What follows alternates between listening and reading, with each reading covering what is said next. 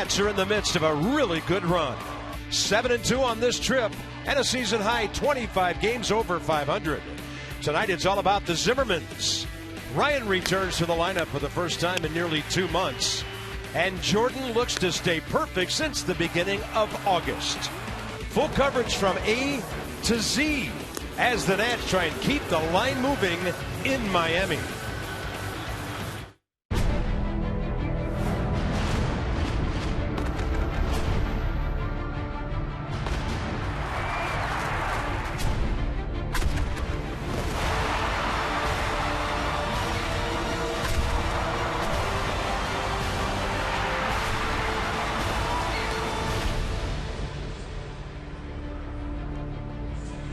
It's another one of those nights when we probably would be delayed if this wasn't indoors.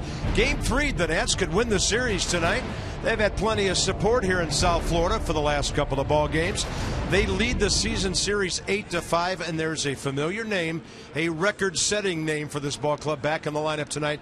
And FP, that's Ryan Zimmerman. Interesting first out of the gate to note how he feels about this situation. Yeah, not quite 100% yet, so it's going to be interesting to see how he approaches a game. He said as much before today's game. There's his quote, "I won't be 100% till next year, but I'm good enough to contribute." Said he's 80 to 85%. The one thing he has to look out for is those short, explosive movements. That's why Matt Williams put him in left field. And look at the innings he's played in left field, 236 and 2/3. Who would have thought that Ryan Zimmerman has played more in left field than third base this year? It's crazy when you think about it. In Colorado a couple of months ago, the Nats were in the midst of hitting the ball really well. So was Ryan, and he tried to beat out a double play ball. And it just gave way about 4 steps before first base. It just grabs. You'll see it right here. And, you know, that's due to the dehydration in Colorado and the fact that he was going so hard. That's how he always runs to first base, but he was trying to beat out a double play for a run, and that just tells you all you need to know about Ryan. Yeah, and to so many people, Ryan defines really who the Nationals are. We'll never forget the look on his face when they clinched 2 years ago, and maybe he gets in on some celebrating between now and later this month and next as well. So Zimmerman back in the lineup. What kind of a ball club is this when you can sit down a guy like Bryce Harper for a night? Because Bryce has been hitting 300 for the last month. Yeah, it's Bryce's last day off, and Matt Williams said before the game he's not too happy about it, but it's all about getting Ryan Zimmerman some at-bats. Zimmerman back in there. It's a potent lineup no matter how you look at it, and they have been giving our pitchers great support lately. Jordan Zimmerman's been outstanding. His last 4 games at Marlins Park, unbeaten with a low ERA. He's going to make his 31st start of the year tonight, looking for win number 13.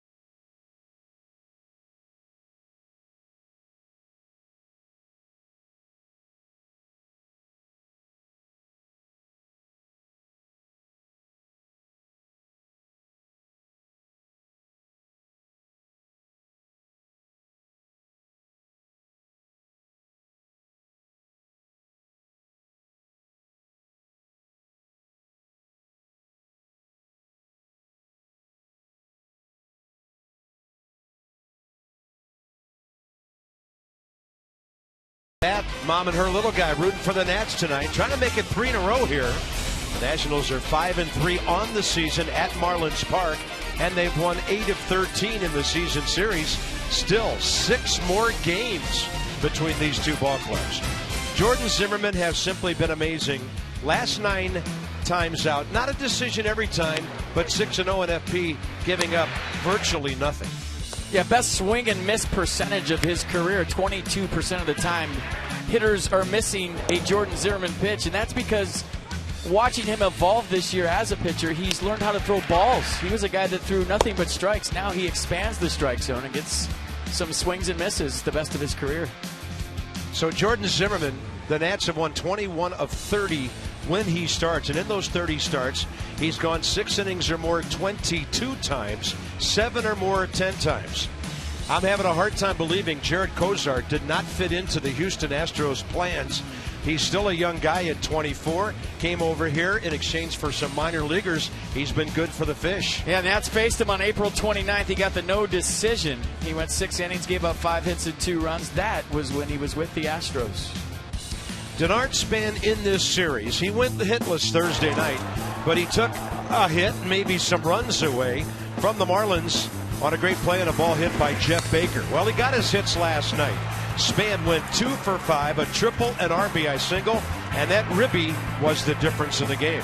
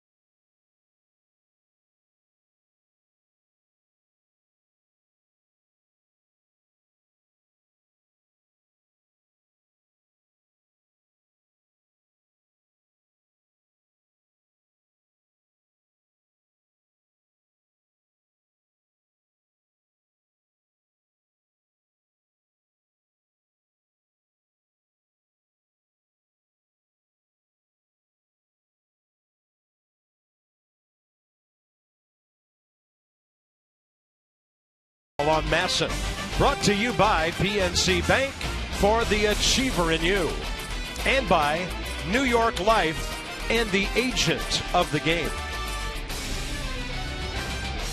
Now the guys have been exchanging a lot of high fives lately. You know, Nationals baseball is 2 Zimmermans on the field at the same time. How about that? Great welcome back for Ryan, borrowing a sentence from our tribute to baseball back home. That's fantastic. Great sign, guys. All right. Well done. Visit trainsearch.com. Find your local Train Comfort Specialist dealer. Hard to stop a train, really hard, so it's 81 outside, 76 inside. It's been another rainy day in South Florida. Ryan Zimmerman has always enjoyed hitting against Miami. Hit his first career grand slam over at the Old Yard north of here, and indoors not bad as well.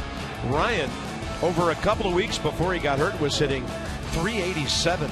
So he checks in at 282 and about to play his 54th game of the year. And here's Jared Kozart, the 24-year-old right-hander. Yeah, lots of fastballs. You look at the numbers right there. Last start he threw it 71% of the time. Curveball 23, changeup 5.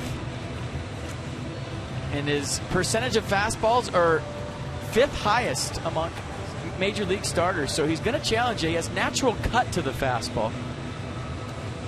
And his 29th start of the year, and he's been really, really good as a Marlin. 2.05 ERA. And this is his 9th start as a Fish. And if you haven't heard the good news, the Dodgers blew a 5-run lead today at Chicago. The Cubs got 4 in the 7th, 2 in the 8th, and beat LA 8-7. So the Nats could have a 2.5 game lead on Los Doyers at the end of the night. So here's Denard Span leading off. We are underway right on time at 7:10. It's outside. The Nats saw Cozart end of April in Houston. 6 innings, 2 runs on 5 hits, and Span went 1 for 3 in that game. And the Nats also saw him a time or 2 in spring training. So with the Fish, 8 starts and a 2.05 ERA. This guy's a 13-game winner. His last 7 starts, he's got a 1.52 ERA, so he's been on fire. Home plate umpire is 7th-year veteran Chad Fairchild. Paul Schreiber, Alfonso Marquez, and there's the crew chief at third, Ted Barrett. In the zone a little bit low, but in the zone 3-1. I will say this, in his last 7 starts, I don't think he's faced a lineup as deep as he's facing here tonight. Agreed. Well, it'll be a good gauge for him. And we'll probably see him next Friday. 3-2. 24 years of age, from League City, Texas. Originally drafted by the Phillies, went to the Astros in the Hunter Pence deal back in 2011 in July, into the Marlins at the trading deadline this year. And a 3-2. Span will foul it. So the young Houston organization must have a lot of pitching if they were willing to part with this young man. Well, right out of the gate, this is what the Nats do to you, 3-2 count. Yeah, Denard Span had a long AB last night before lining out to center. And then went out later. A walk and a home run put him on top early.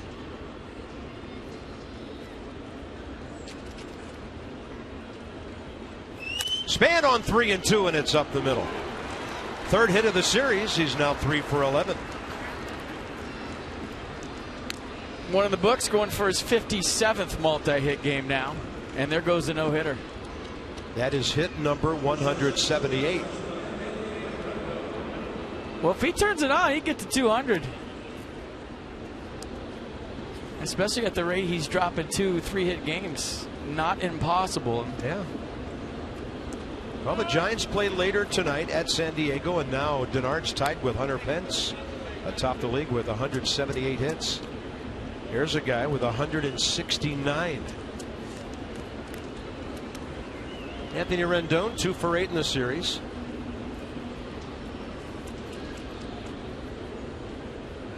And he's hitting .347 over his last 18 games to get that batting average up to .285. Way inside, Cozart falls behind another hitter. Rendon 1 for 3 with a couple of strikeouts against Jarrett in that game in Houston. That was a long time ago, nearly 5 months.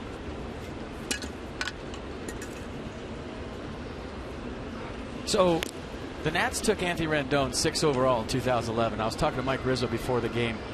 They gave out 5 names to John Dever of guys they thought they were going to draft, like bios, because they thought there was no way Anthony Rendon was going to slip down to 6. Yeah. Mike said if he's available at 6, we are taking him. And he was shocked that he was there for him. Well, you talked about this early in the series. The injury scared off some ball clubs. He had a bad shoulder. DH'd his last year in college, went from 30 home runs to 7 home runs, so never really took the field. And there was, I guess, a group that thought, you know, he's hurt, his numbers are down, he can't play defense. So Mike didn't care and fell to the Godfather at number 6, and he said, take him. They didn't think they were going to have a chance. Rendon drives one to center. Going back, Ozuna. He will catch it at the edge of the track. And that's not even close to a homer or a double here. And he hit that ball 400 feet.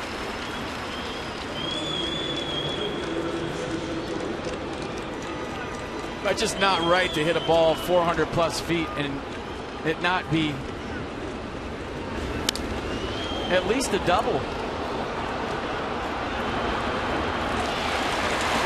And this ballpark's just so spacious. There's no room. I'm going to say from the scoreboard in left center field all the way to maybe the Marlins bullpen, or at least the State Farm side, it's almost impossible to hit a home run here. Yeah. Well, it hasn't gone unnoticed by the people here in Miami who cover this team on a daily basis. The media talks about it a lot. Giancarlo Stanton, when he hits him, it kind of doesn't make a difference, but you know that he's probably lost a couple straight away out there as well. But evidently the Marlins are very touchy about the subject, and whenever it's brought up by anybody in the local media, they get real defensive about it. About right there. Now they're going to have a really good young pitching staff next year. There to there. Almost impossible to leave this place. Agreed. And the wall gets higher as it gets deeper. It's a 12-foot wall all the way around. And then it's about another 7 feet or so out there at the 418 mark. So next year, Stanton back healthy. Jose Fernandez back healthy. You know they'll pitch well in here. Will anybody but Stanton be able to score? I don't know what the deal is with that crazy hidden area out there by the 418. 1 ball, 1 strike to Worth. He hit one to the base of the wall out there the other night. And as I suspected, no lefty has hit a home run to left field here at Marlins Park this year. They've hit 4 home runs to center, 29 to right, 0 to left. And so that tells you something.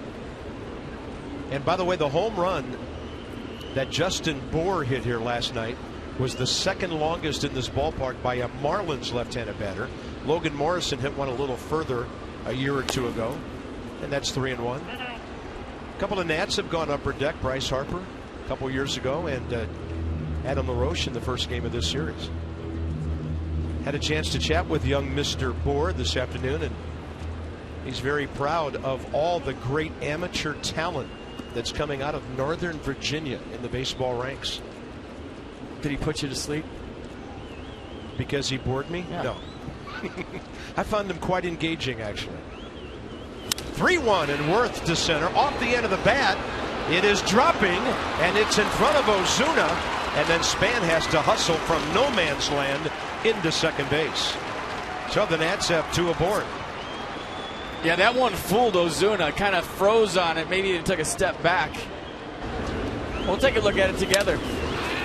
See him kind of hesitate there and come in. Big swing by Worth, but you know, good outfielders listen to the sound off the bat. I think we showed Denard Span making a catch recently. He said he read the sound, hesitated for a split second. It was in Atlanta, and came in to make the play. Right there, Ozuna not really paying attention to the sound. In a moment, we're going to show you something that tells about the early damage Adam LaRoche is doing. Now, in this series, didn't play Thursday, 1 for 3 with a homer, 2 RBIs last night, and a base on balls. And that's a strike from Kosar. He is 2nd in all of baseball in driving in first inning runs, and only Giancarlo Stanton has driven in more. 24 of his 88 in the first inning this year.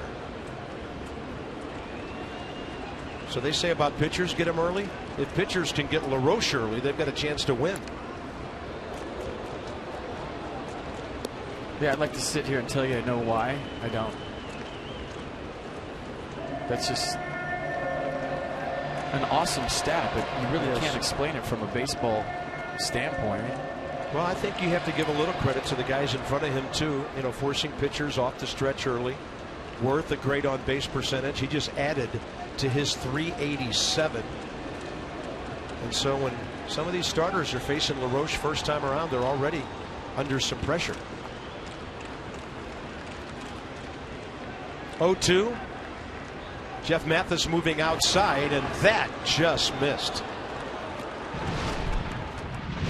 Well, here's a tater last night.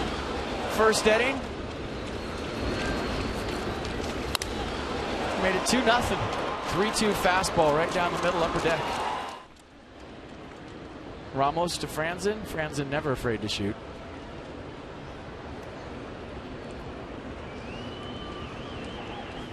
And LaRoche on a pitch down and in stays alive. Well, here we go again. You look up at the scoreboard It's the 4th batter of the game. Cozart has registered 1 out, and he's about to throw his 20th pitch. Last night, first inning, Tom Kohler, 29 pitches. Worth all over the bases, causing some of this. In a 1-2-3 inning Thursday night, Brad Hand did throw just 12, but the Nats got him second time around.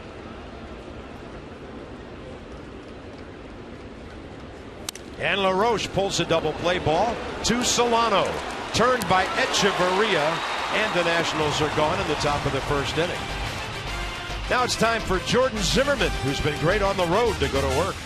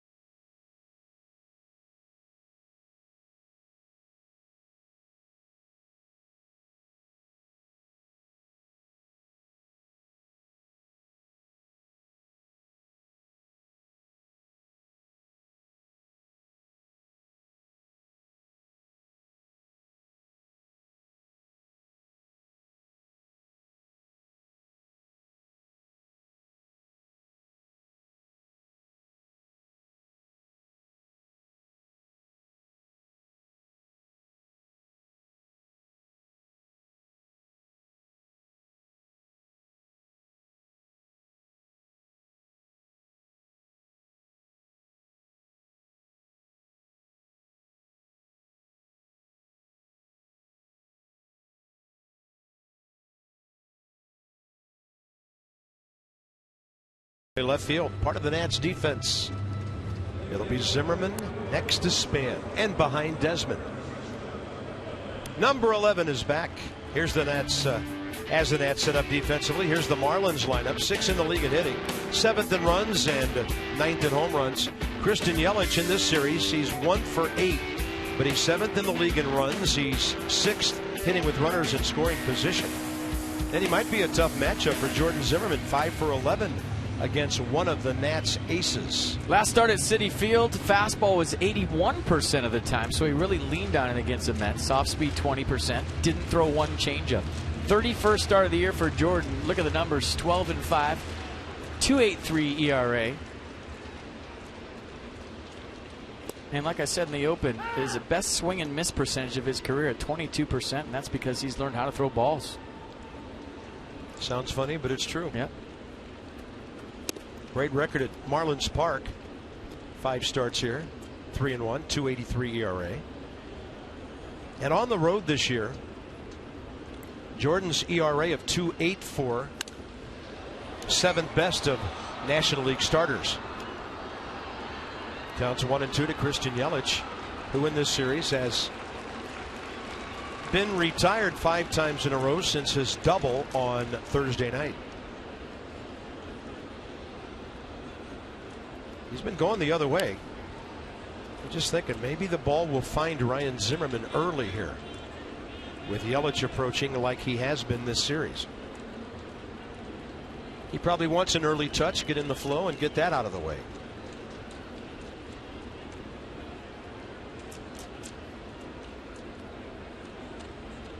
Breaking ball up the middle.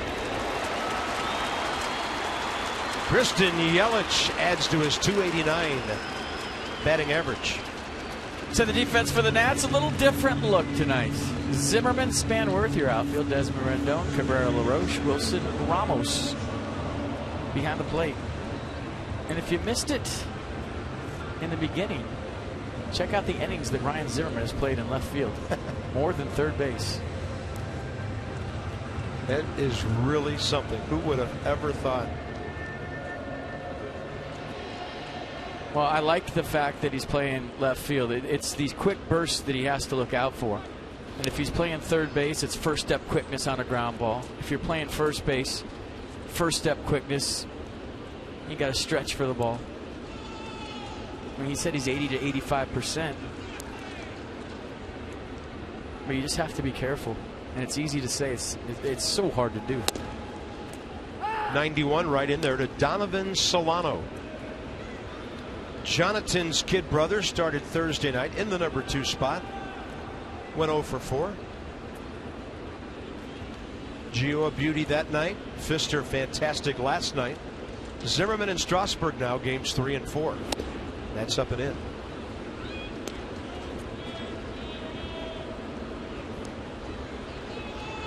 If you've ever pulled a muscle or a hamstring, it comes back and it's weak. You feel like you ask it to go and it's not ready to go. And there's always that in the back of your head. Am I going to do this again? Remember Wilson Ramos, when he came back from a hamstring, pulled it again. So you can sit there and tell yourself, and Ryan is one of the smarter players I've ever been around, not to push it. But there's so many weird things in baseball that happen. Like you're looking at a ball in the outfield, you run the base, and second base isn't where you thought it was going to be, and you have to reach to get to the base. So there's a million things he has to be careful about, but he would not be on the field if they didn't think he was okay.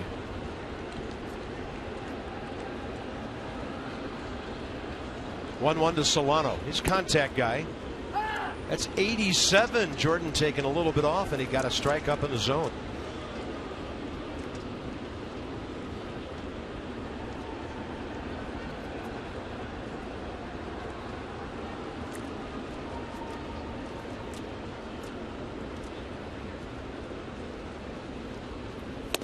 Trying to paint. 93 a little away. Jordan has a little cut to his fastball tonight. Kind of hanging on too long, maybe trying to overthrow it, but watch at the end. He's done this a few times. There's cut on it like Jared Kozart's. Usually you don't see that. Target from Ramos as he shifts inside. And I was thinking 2 and 2. Okay, you try to go away again. This guy will just bump one through the right side because Cabrera is playing up the middle for possible double play with Desmond. So Jordan jamming him on a 2-2 pitch. Solano 3 for 11 with a walk against Zimmerman. And he gets the ground ball pulled. Rendon, Cabrera. Got to be quick. Not quick enough. Solano beats it out.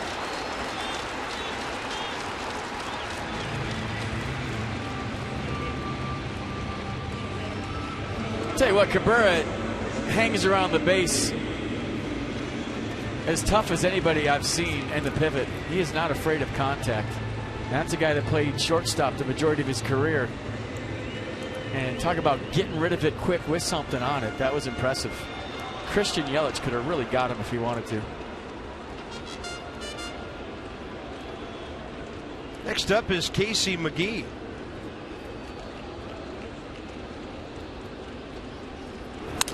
And he's got his 170th hit of the year.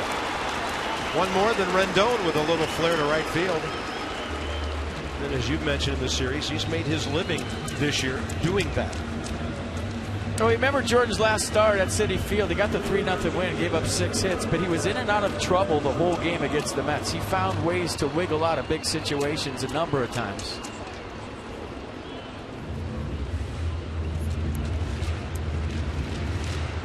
I thought Doug Pfister did a great job of that here last night.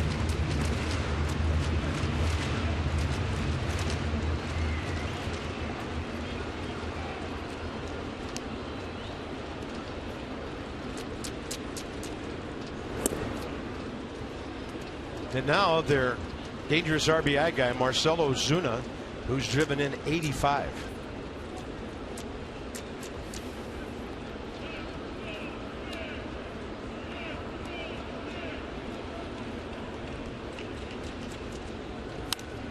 He was on that one at 93, straight back and went. Inside the numbers from Jeep. National League leaders in strikeout to walk ratio. That's amazing. 168 to 28 coming in. Strasburg right behind him.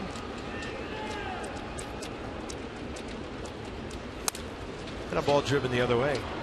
By the way, Zimmerman's overall ERA coming into this game tonight, 2.83. It's not in the top 10 in the National League because Doug Fister is now qualifying based on his innings. And he's sitting at 2.55, which is 5th best. But you look at Jordan, very consistent. 284 on the road, 283 overall. It's way worse on the road. Outside 2-2. Now it's going to be a long first inning for him unless he gets a double play ball here. 16 pitches already. Solano at second, McGee at first. So good speed, the lead runner. And a ball to center. Denard Span measures it, has it on the run, 2 outs. This must be a comforting feeling to pitch on this ball club, and anytime something's hit to center field, really anywhere for that matter, when you talk about how they play defense, but especially center field, and just know it's caught. Low line drive. We talked about how Denard Span has the ability to take base hits away and extra base hits away, and usually with most center fielders, it's one or the other. He does both. Justin Bour homered here last night, his first in the big leagues.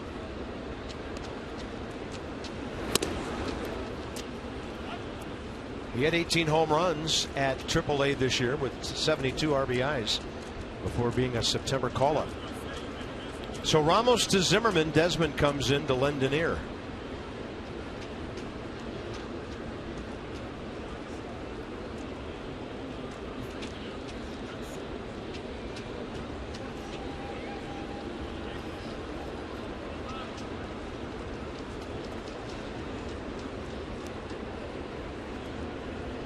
.13 for his first 48 in the big leagues, hitting .271.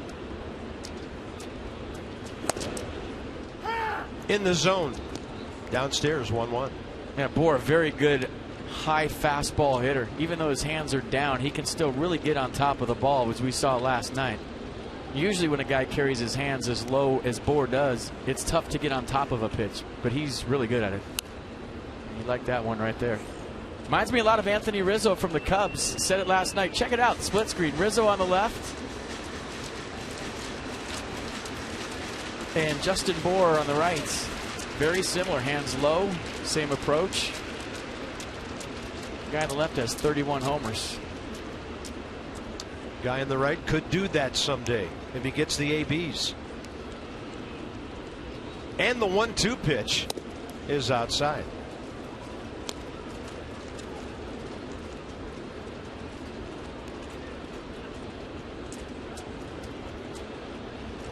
And not a bad Rule 5 pickup. Ironically, probably because of Anthony Rizzo. He wasn't going to play first base in Chicago.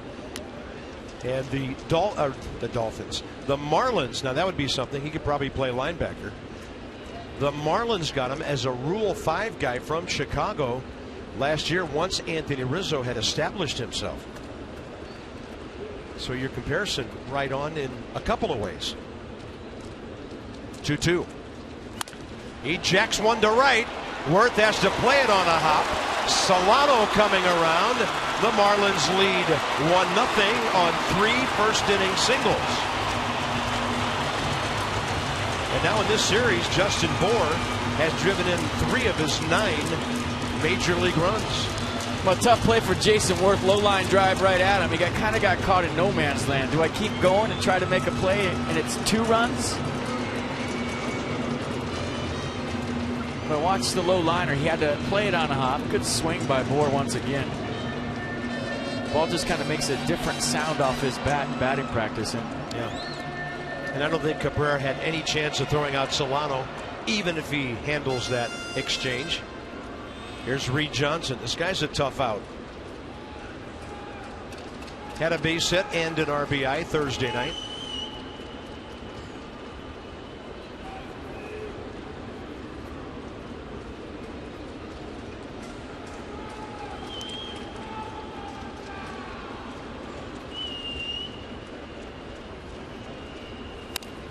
And he was hacking on a pitch, running up and in on him.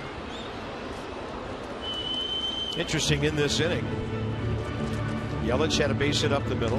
McGee went the other way, and Bohr able to pull his.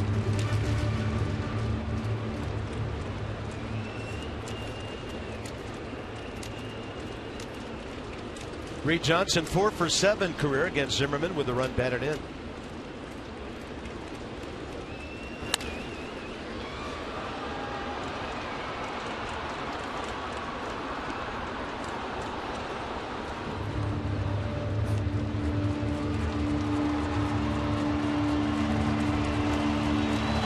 Jordan trying to settle in here. Mechanics a little out of whack early. Maybe having to go the stretch right out of the gate with the Yelich single has affected him. But I remember saying it a few times his last start that he was spraying the ball around. You usually don't say that about a Jordan Zimmerman start. 0-2 and Reed Johnson a good hack.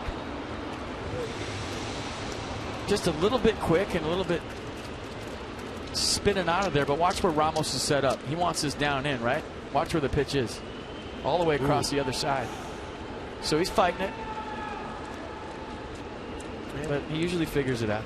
Starters with an extra day of rest because of what happened after the clincher in Atlanta. Time given.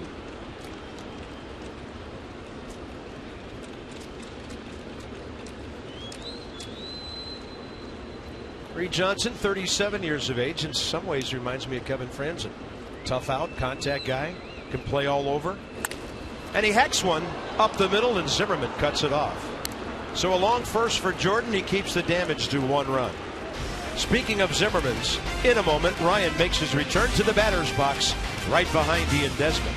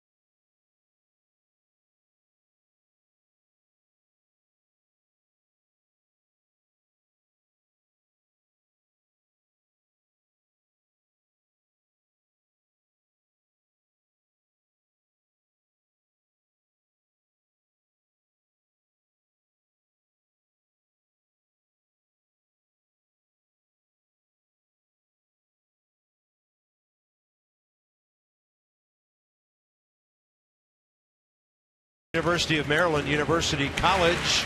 And on September 20th of 2012, the Nats did have a clincher on the field. Drew Storen taking care of business in the ninth against the Dodgers. Hanley Ramirez the final out.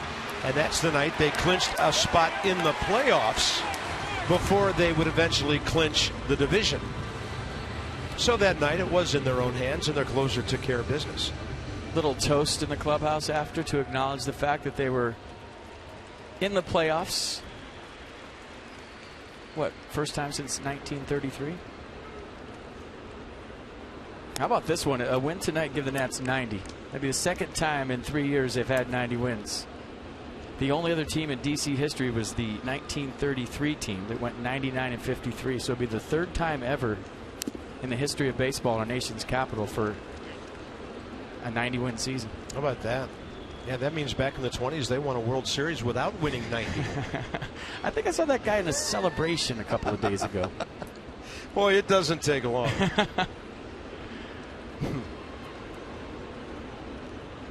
That's awesome. Hey, it's Todd Coffey. Well, we might have an injury here.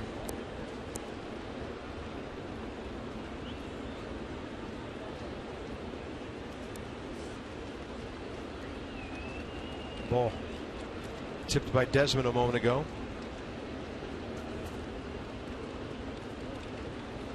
Casey McGee thinks it's funny, laughing into his glove. I don't know that I've ever seen a trainer make a trip to the mound to see if a catcher's okay.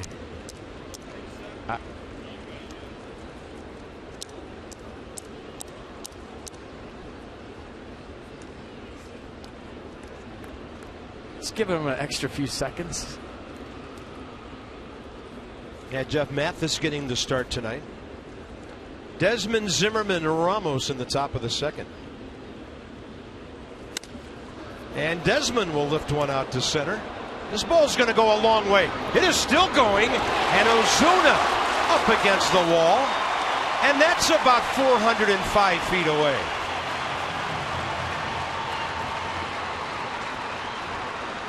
A nice play by Ozuna, but quite frankly, he looked lost the whole way on this. He looks to the fence. I don't know if he lost it halfway there, but not afraid of the wall. Went a long way for it. I guess kind of drifted with it a little bit, but made the play. That ball had tons of carry to it. Well, here we go. That is not nice on a guy's birthday. Ian Desmond robbed.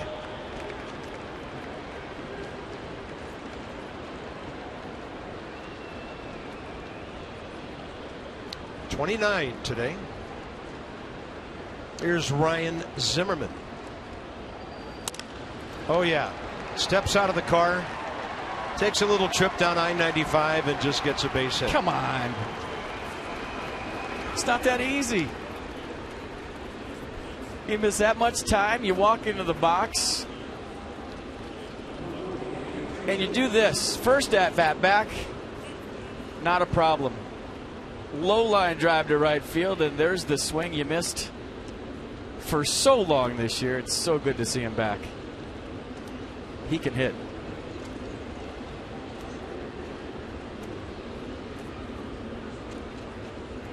Wilson Ramos.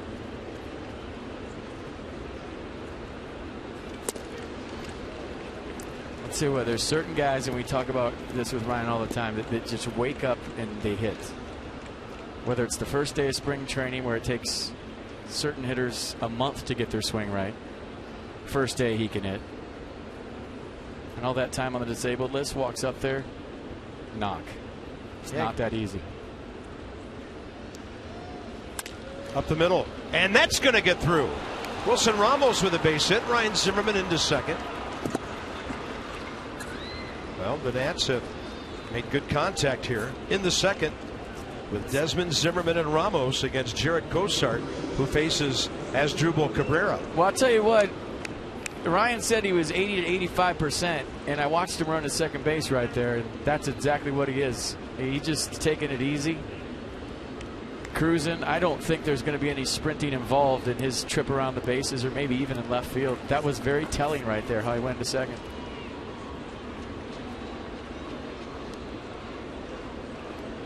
Ryan will have a birthday next week when the Nats are playing the final weekend of the season.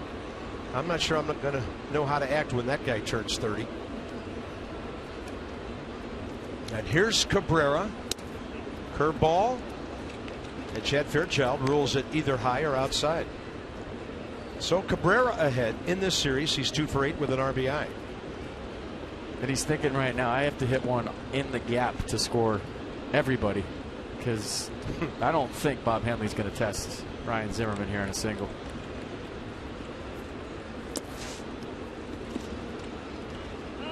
And a key play by Mathis to keep those guys from moving up to second and third. 2-0.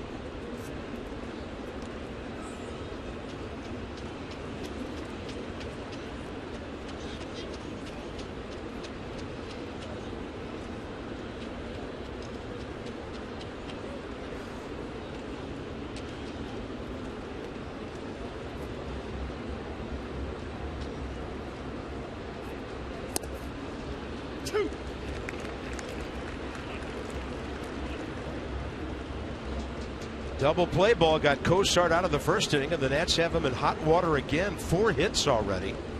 4 of the first 7. You think about the ball Rendon hit back in the first inning. He's only really had one hitter that's hit into a routine type out. And a curveball, right side. Solano, Echeverria, and he's going to get bailed out again by a 4-6-3 double play ball. Zimmerman gets a hit, first time back. Still 1-0 Miami.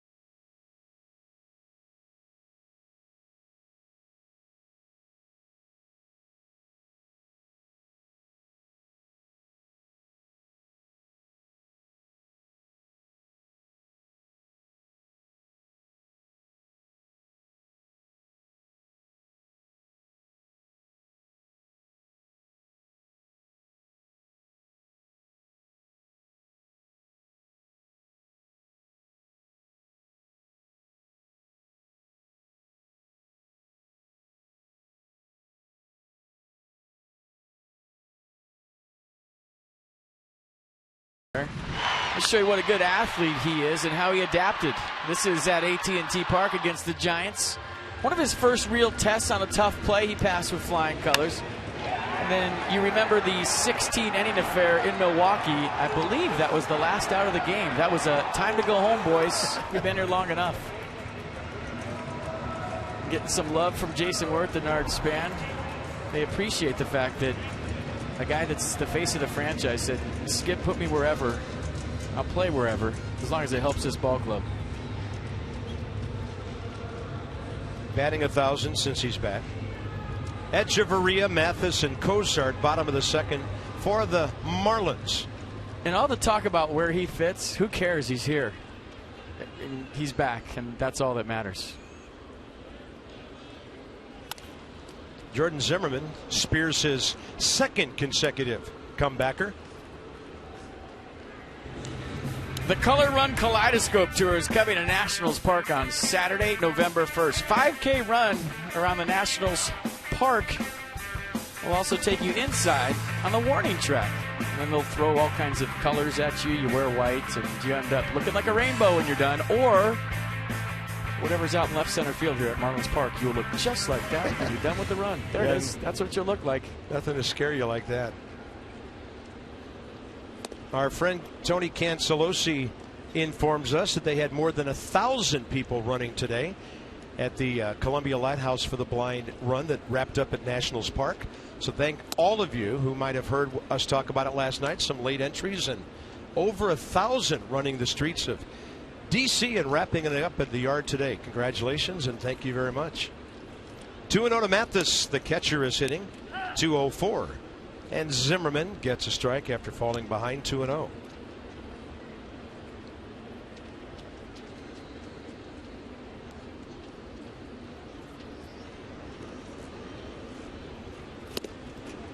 Fastball up and in, unreachable. Mercedes-Benz will track it. And see, I think that's been the difference in Jordan from last year to this year. Not that he needed to get better. The fact that he can elevate the fastball and use that as an out pitch. And the only time he really gets in trouble is when he throws too many strikes. This year he's learned how to expand the zone and get guys to chase. You saw the pitch before that. Now he's just going to expand a little bit on the other side, and Mathis can't get there. First strikeout tonight, 169th of the year. Disposing quickly of the number 8 hitter, and here's Cozart. who has 3 career hits, all of them this year.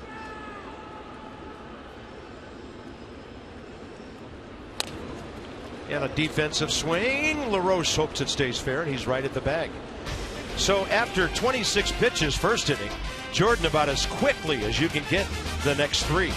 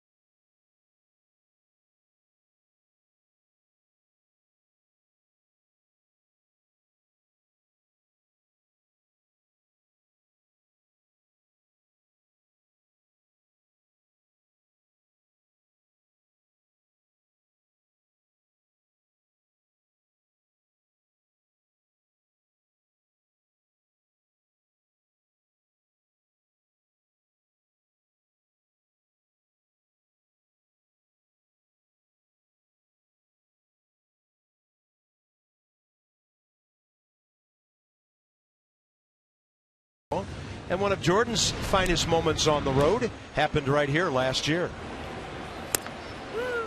Well, I picked number 42 to be the MVP of this game, so I nailed that. Good call. And watch the play by Ryan Zimmerman right here.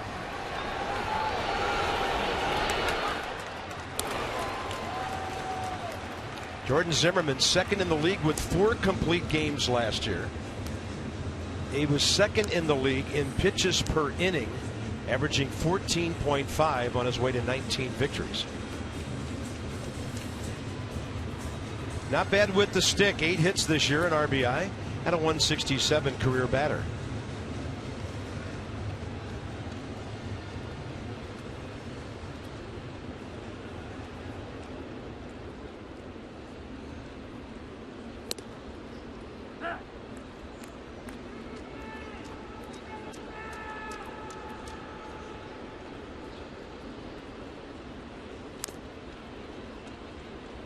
And 0-2 to start the third.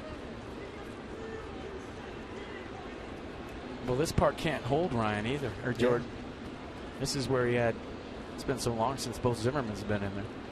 This is where he had his first career homer.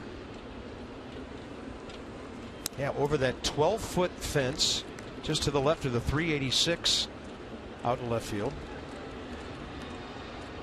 His one and only. The biggest ballpark in baseball. Yeah. And a curveball stays upstairs, 2-2. Nats have hit some tape measure home runs here. Zach Walters earlier this year to left. Harper, LaRoche have gone upper deck over the last couple of years. Did he go? Home plate umpire says he did. That'll be strikeout number 1 for Jared Kosar. All right, it's time to tweet your photo using hashtag #MASSonFanPhotos. We'll show it on TV. That's brought to you by AT&T. That would be a good one. Looking at his phone. Yep, you're on again. Feeling good about it. Just going out on a limb and saying not DC's finest. Maybe they're firefighters. I don't know, but that's definitely not what they wear at work. Denard Span base hit up the middle, first time.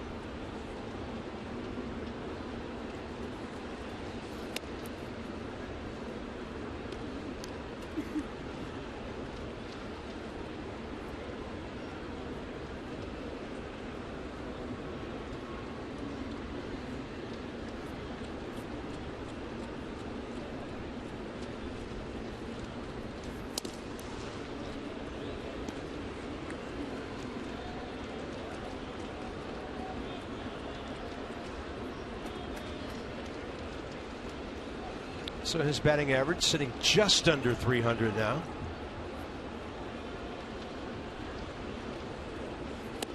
Three and 0. 3-0 his first time up too. Cozart came back, filled up the count, he fouled off a pitch, and then got a base hit. Nationals first time through the order went 4 for 9. And 2 other outs that were really hard hit. Span taking all the way, and it's a base on balls on 4 pitches. 5th base runner of the first 10 to come up. But it looked like Denard thought it was a strike, and it looked like Denard wanted to stay in there and hit. I mean, he's trying to get 200 hits, and pretty close 3-0 pitch. Usually 3-0 is an automatic strike. Nissan on the pitch track, P, and so far Chad Fairchild had been giving that pitch in the first inning and a half. Here's Rendon.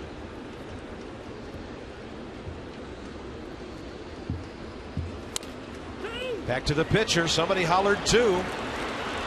And they turn another one. 3-inning ending double plays to start this game for Cozart.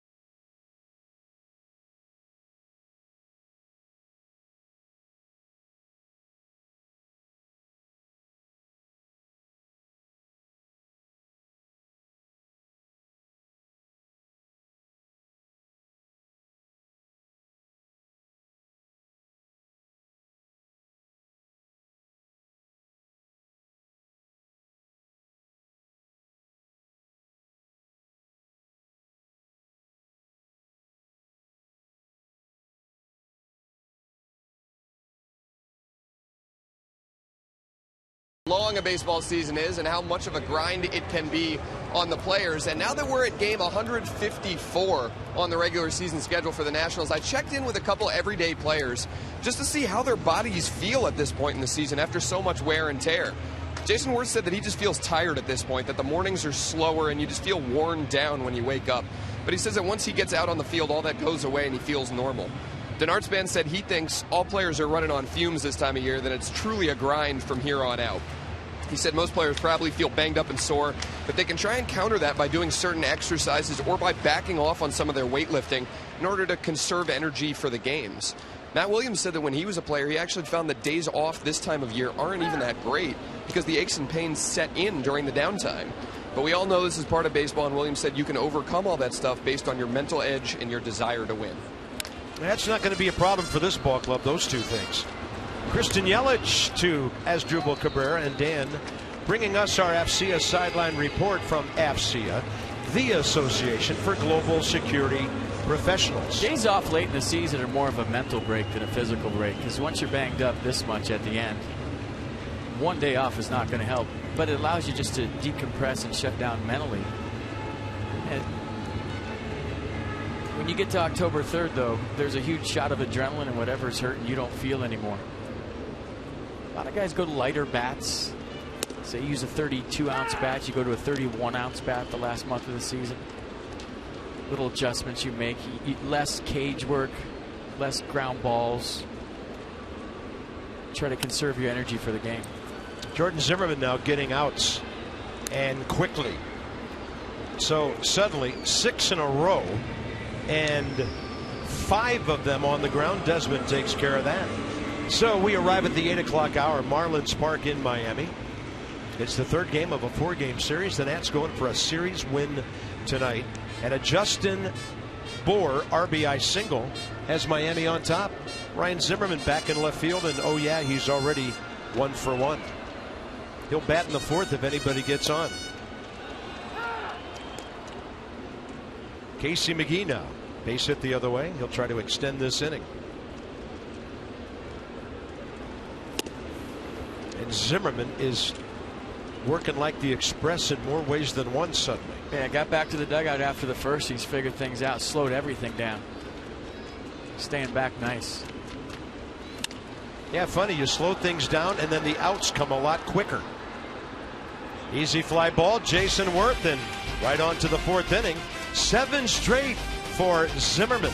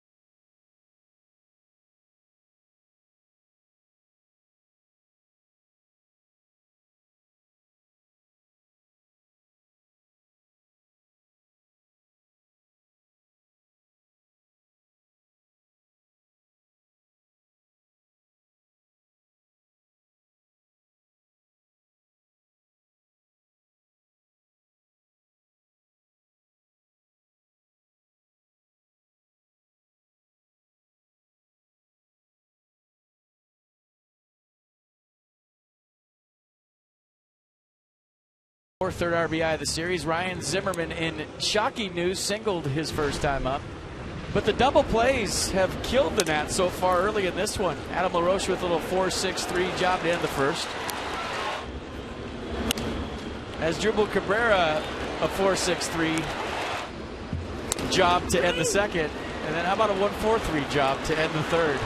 Those are Geico highlights, and they're not really highlights. They're double plays. We'll figure it out.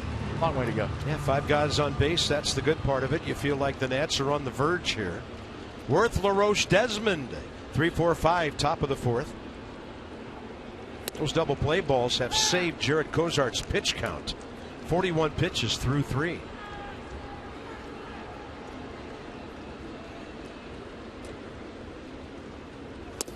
Curveball, a good one. 0-2.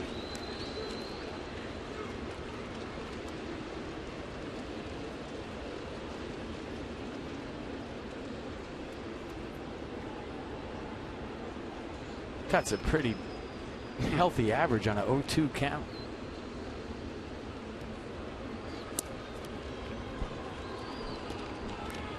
I'd like to know how many times these guys this year go 0-2 and all of a sudden the count's full. At least getting it back to 2-2. On display lately for sure. And Worth to the left side. That's going to be a hit. Not much Echeverria could do. I'm surprised he threw it. So that already hit number 5 for the Nats, and Worth 2 for 2. It would have been interesting to see if Echeverria could have got it out of his glove initially. I still think Jason Worth is safe, but once he double pumped, you see him making the motion right there. All bets off. This infield is so quick. See if Jason Worth tries for its 10th stolen base of the year.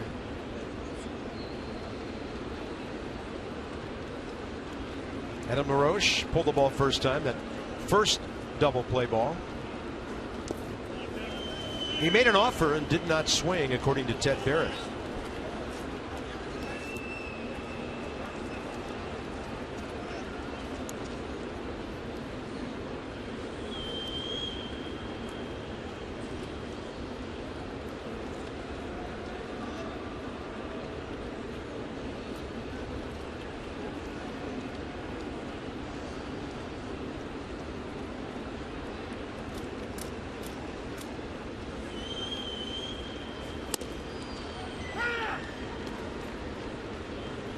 Yeah, that stat of Jason Worth hitting 400 in an 0-2 count.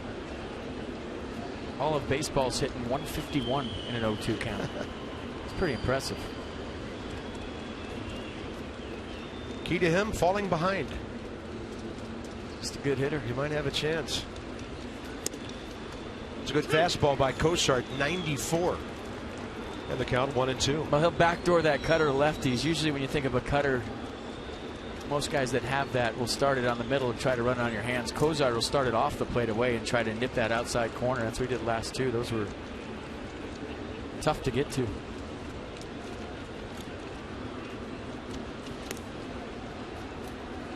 Nationals as a team, 4 stolen bases away from 100. Still have a great percentage. 96 steals, caught 21 times.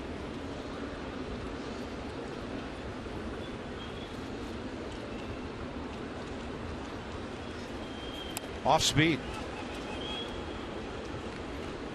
And a little tapper straight back. It's 1-2 still.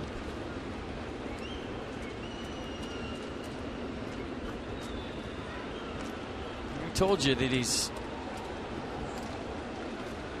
5th amongst major league starters in fastball percentage.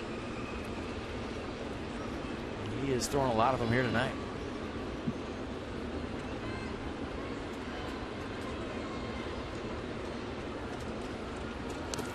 Saw the curveball, and as Mathis was scrambling for it, it hit Adams' foot and kind of rolled away a bit, but nothing Worth could do about it.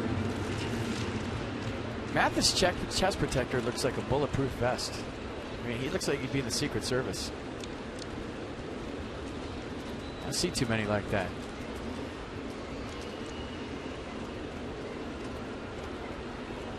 Well camouflaged against his black jersey. 2-2. LaRoche reaching.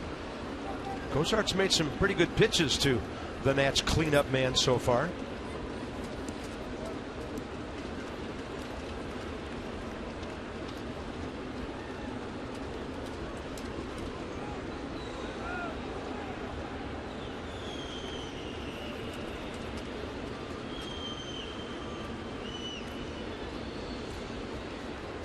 Nobody out, 2-2 count.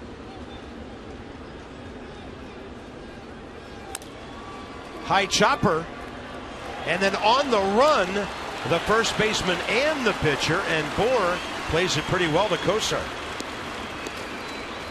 Well, the good news is it wasn't a double play, and the bad news is that Adam LaRoche thought he might have had a hit, but nicely done by Justin Bohr. Good feed right on the money to Cosart. That was a hard part. Once you turn your back on the play, making that feed. So a very athletic play by the Marlins first baseman. And they've been pleased with his defense so far. If he hits at the major league level, that kid may have a job for quite a while. They could use a left-handed power bat. Here's Ian Desmond. Speaking of power, all the way to the wall, about 405 away, first time up in Ozuna. Taking an interesting and rather late route. Got there to rob him of a double, maybe a triple. Desmond, 49 hits with runners in scoring position, helping him to that 89 RBI mark. Locked up on the breaking ball.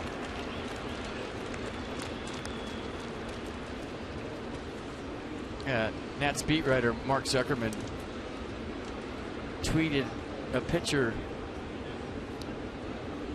of Marlins Park with Nats Park overlay, and Ian Desmond's first at bat would have been way out of Nats Park to right center field.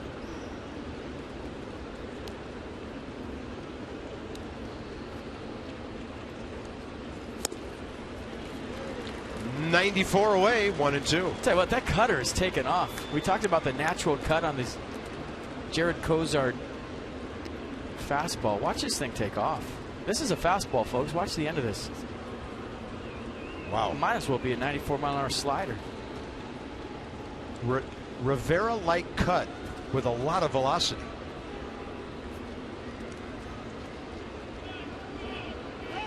It's a good fastball hitter, too. Time given. Tying run, second base, 1 out, top of the 4th.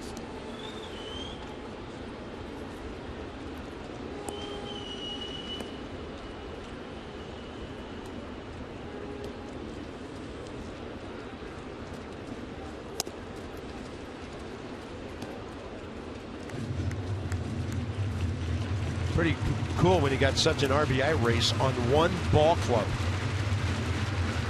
It's amazing.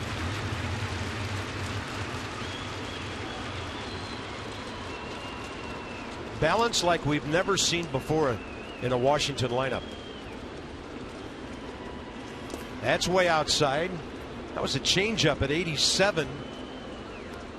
And now Desmond's worked it full.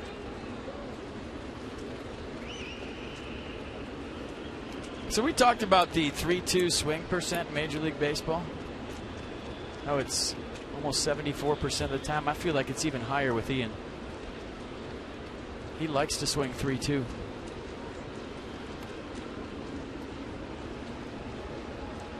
Breaking ball stays up high. Desmond, a hard guy to walk at times, and Kozar just did.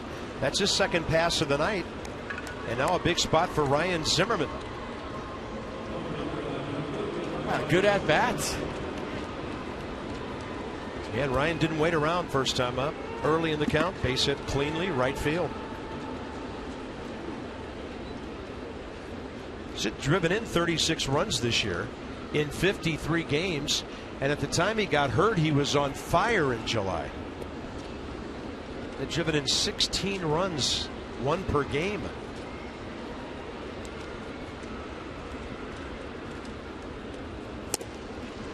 Ball 1. It's got to be so nice to come off the DL and get a base hit under your belt first time up. Just relax you. Now you play the game. You don't have to press. Yeah. And there's got to be some emotion and some thought process in the back of his head that, hey, these guys have been playing so good. You know, I don't want to be the guy that goes in there and doesn't get the job done because the ball club's clicking on all cylinders. I don't think he has to worry about that ever. Runners are going, and a throw to third. Worth is out. Mathis falling down, throwing it, still got it to McGee.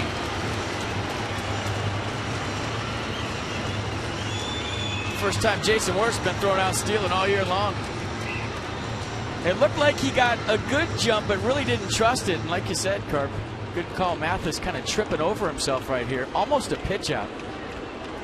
And I wonder if Kozar did that on purpose, kind of threw a high pitch once he heard behind him that everybody was going. Counts 2-0 to Ryan Zimmerman.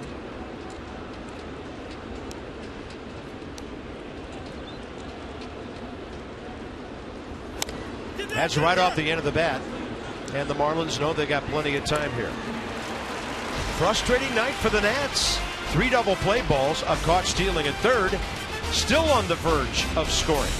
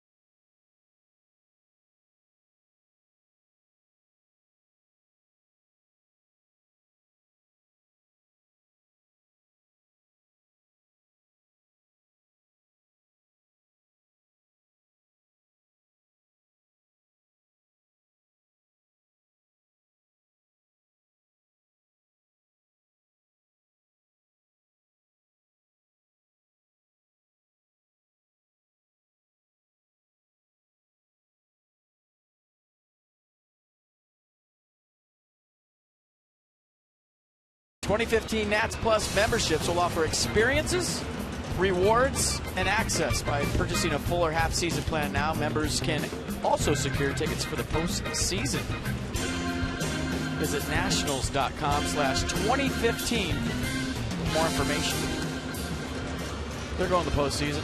Nats fans have been dominating the first row on the first base side this entire series. Yeah, tickets not tough to come by. Understand the pre-sale of playoff tickets went very quickly a couple of days ago. Less than 30 minutes. Ozuna, Bohr, Johnson against Jordan Zimmerman, bottom of the fourth.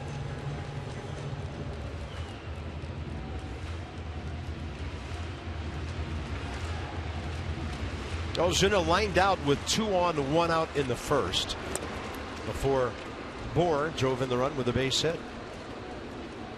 Jordan, first 3 innings, 41 pitches, 32 strikes. And a ball lifted to right center.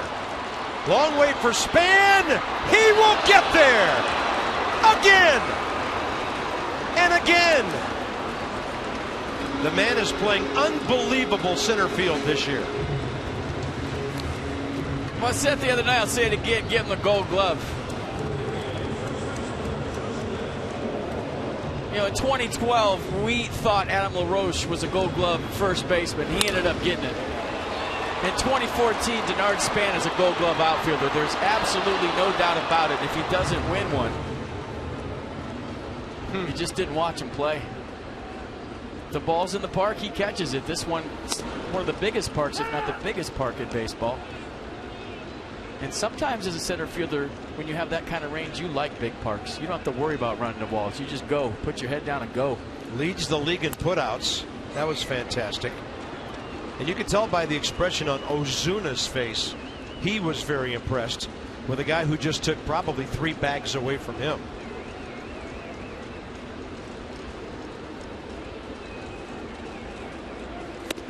Fastball up. And that's 9 in a row for Jordan Zimmerman. His second strikeout tonight. Mercedes-Benz will track it. Well, that's on purpose right there. Climbing the ladder, and no way you're getting on top of that mid-90s.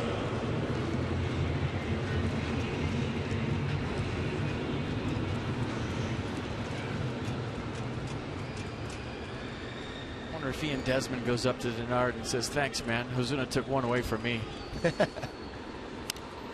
Reed Johnson pops one back and out of play. 282 career hitter, having a tough season. 107th game of the year. He's had some success against Jordan, 4 for 8. And he hit a comebacker that Jordan speared first time up, and that's a little bit outside.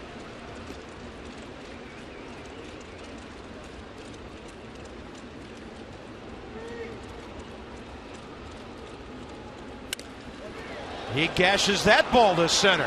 Span back again, and that ball hits at the base of the 418 mark and probably 420 or so.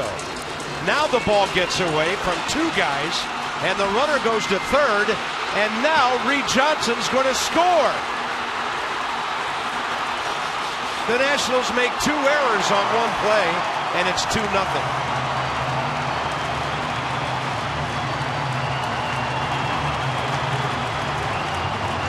When Jordan Zimmerman went to get this baseball, I'm thinking to myself, don't throw it. What's the difference if Reed Johnson's on third base with 2 outs or second base? 1 out, yeah. As you see the pitch, it's up.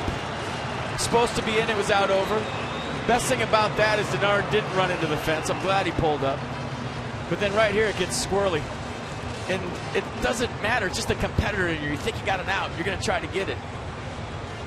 But Reed Johnson on second base with 2 outs or on third base with 2 outs really doesn't matter. Going a lot faster down there, and Jordan thought he had an out. So 2 errors on the play.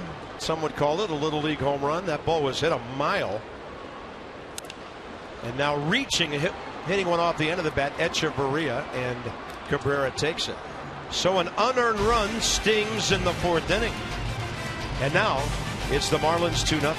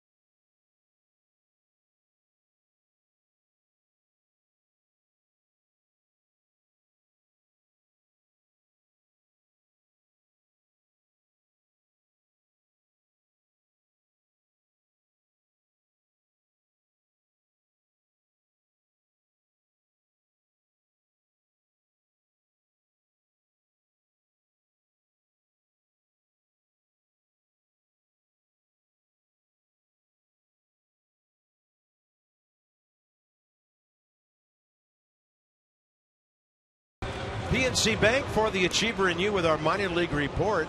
And we check in on Sandy Leon, one of the September call-ups. 26-year-old switch hitting catcher. And by the way, Sandy hit his first major league home run right here, April 14th this year, against Brad Hand. And that's what he did at Syracuse. And it'll be his buddy Wilson Ramos with Cabrera and Zimmerman, top of the 5th inning. Zach Walters hit his first home run here that night, and I think Steven Souza Jr. had his first base hit here that night. Remember we had the shot of them all holding the baseballs together? That was pretty cool. Seems like 4 years ago.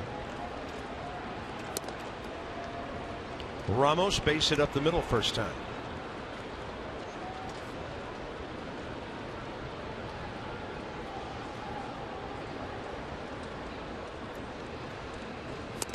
So if you are keeping score at home, that Reed Johnson hit was a double. E8 to send him to third, E1 to send him home.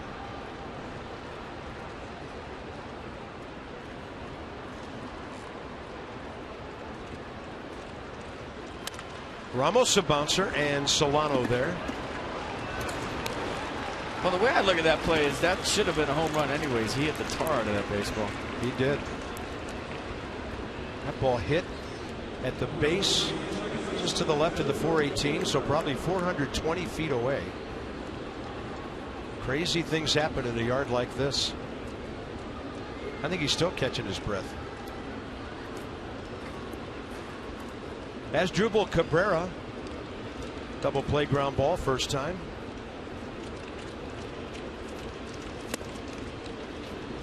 That's 93 cutting down and in. But got out some jams with the double plays. That'll help loosen you up a little bit. Now a 2-run lead. Still a tough lineup to cut through 3 times. Great swing, but it's right to the shortstop, Echeverria. 2 down, Jordan Zimmerman next.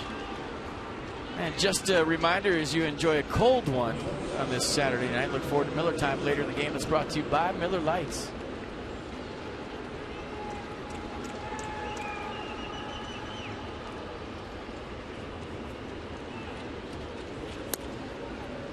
There's that low strike that Chad Fairchild likes.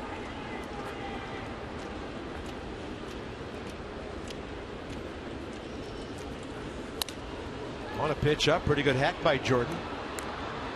But a lot of right-handed batters have that ball to the end of their bats by the time they get the stick through the hitting zone.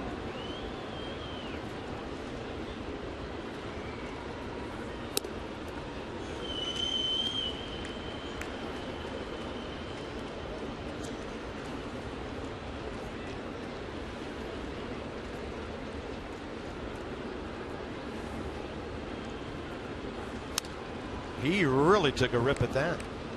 How about Jose Altuve? 217th hit tonight. That's the most ever by a player under 5'8" since Willie Keeler had 239 in 1897.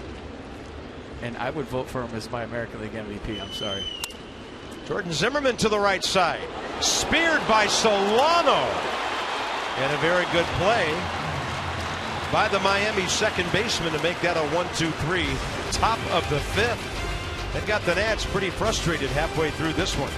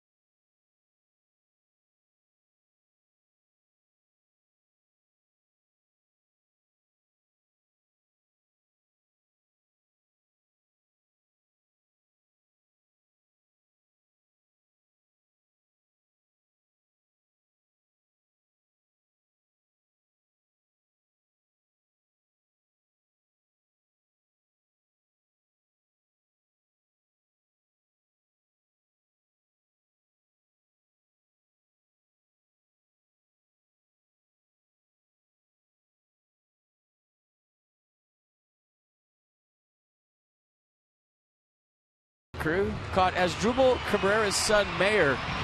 And he was here, he was dressed, and he was ready to go. Playing a little ball with the Marlins kids out in the outfield. All over the place. There's Reed Cornelius, bullpen coach for the Marlins. High-fiving some of the fish. That's Henderson Alvarez.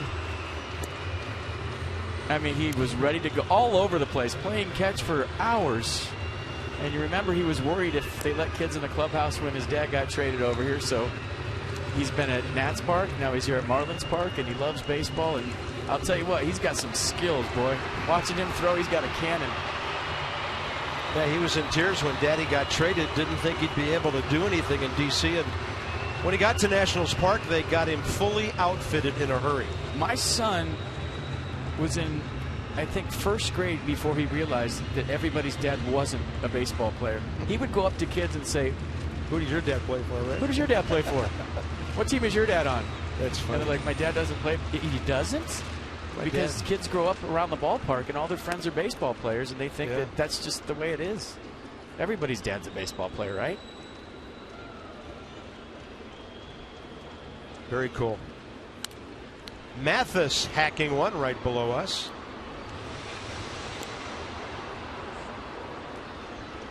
That was so close.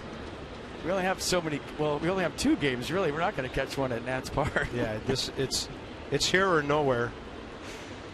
Not unless someone puts one in the bazooka. Unless somebody finds the press box in San Francisco, Pittsburgh, Los Angeles, or St. Louis, and we're just watching the game up there. I was just asking the Marlins broadcast team in the break if they ever got a foul ball up here right before that, and that's the closest. They said no. Yeah, this is it's fairly high and fairly far back from the field. And so we would take this and then add about another 4 stories, and that's where we are at home. Where are we? Waving. Oh, there we are. Yeah, there we are. That's us. Right there. Boom.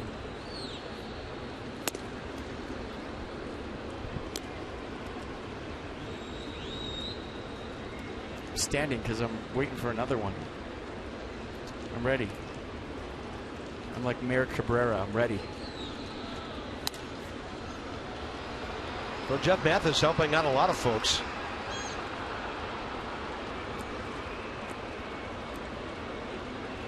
First 25,000 fans get a free foul ball right now. She got one. Yeah, that club level, that's the place to be. That's on the inside edge. Jeff Mathis strikes out for the 2nd time tonight. Nissan will track strikeout number 3. Good low fastball right here. Everything away, and then he goes in with 2 strikes. Mathis looking out over the other side of the plate. And that just locks him up. Can't pull the trigger.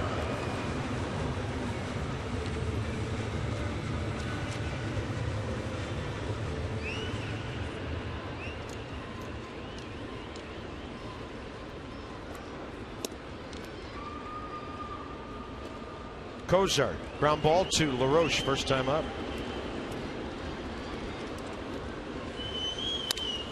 Pretty good swing, and by 3 or 4 feet, a foul ball. So he's given up 5 hits tonight, walked 2, but not a run because of some double play balls and a caught stealing. Nats will have the top of the order due up in the 6th.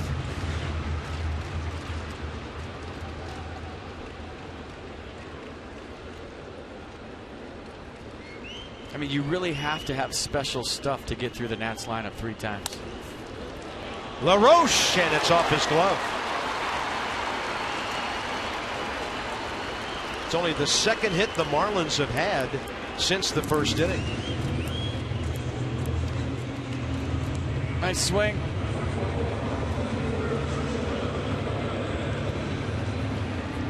That's his 4th major league hit.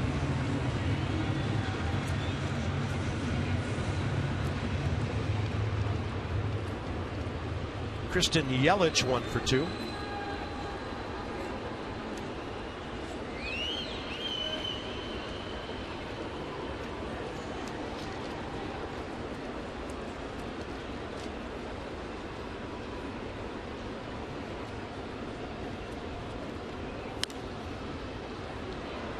See, I think that's where you have to pitch Yelich. He's a guy that likes to get extended. He's a lanky guy. And usually the taller individuals have trouble getting the inside pitch. Yelich has shown us all season long he's got power the other way. So how do you nullify that? You crowd him. You throw everything in.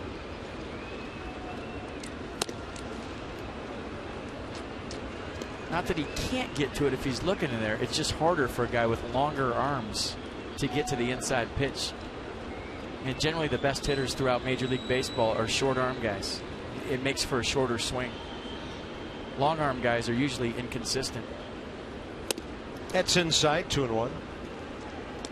And you saw those numbers, how good he's been his last 30 games in this ballpark. Half of that is that streak that ended last night when he had hits in 16 consecutive home games.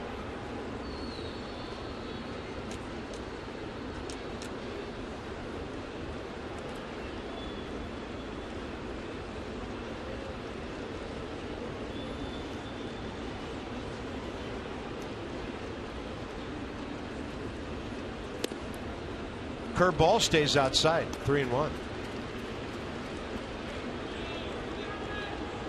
Tough guy to double up. He can run. I don't think the Marlins, who rarely run, would start Jared Kozart here.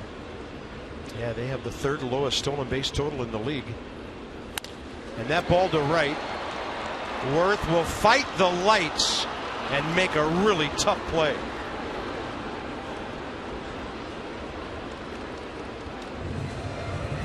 That was a really tough play. See him shaking his head. There's a bank of lights right over the Marlins dugout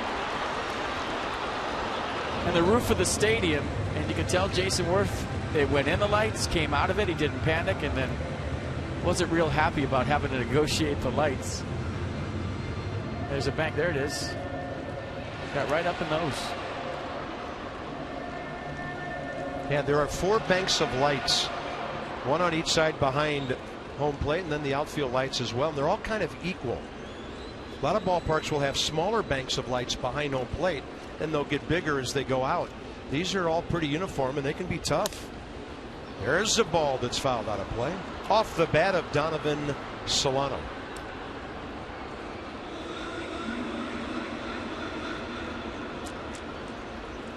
I'd say the thing he did best right there was keep his feet moving.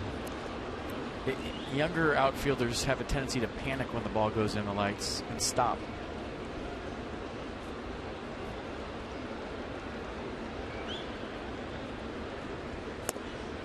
Backhand grab by Ramos. 1 ball, 1 strike.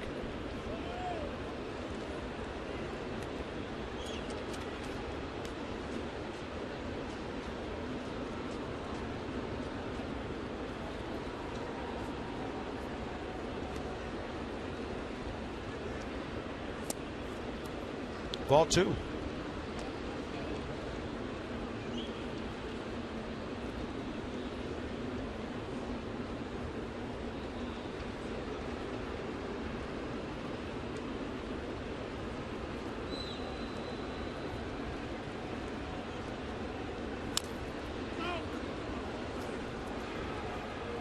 Yeah, we talk about it with Steve and Strasburg. It's Steve McCatty's #1 thing with pitchers: staying over the rubber, staying back, not jumping out at the hitter, because if you do jump, and you've heard me talk about it before, your arm trails, then your command's off.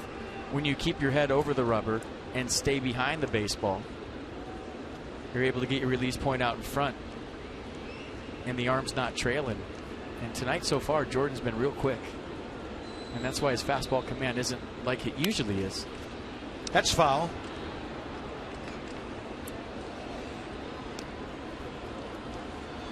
And it's really not an easy thing to fix in the heat of battle. It's something you work on the side between starts. You just try to put a Band-Aid on it for that start and find ways to get people out.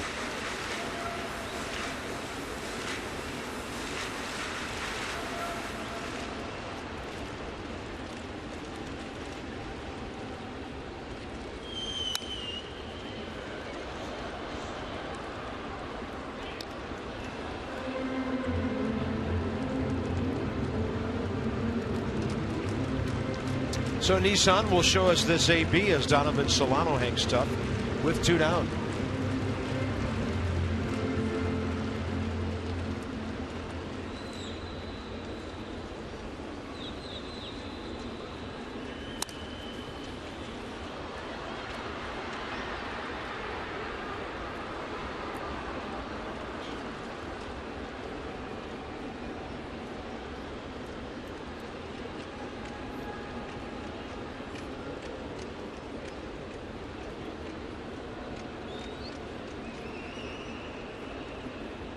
And when I talk about staying over the rubber, I'm going to show you when. It's right there. That ball gashed, and Rendon right there. So the Marlins swinging the bats pretty well in the fifth. Nothing to show for it. Here come the Nats, top of the order. It'll be Span, Rendon, and Worth. And those guys have been on base 4 times tonight.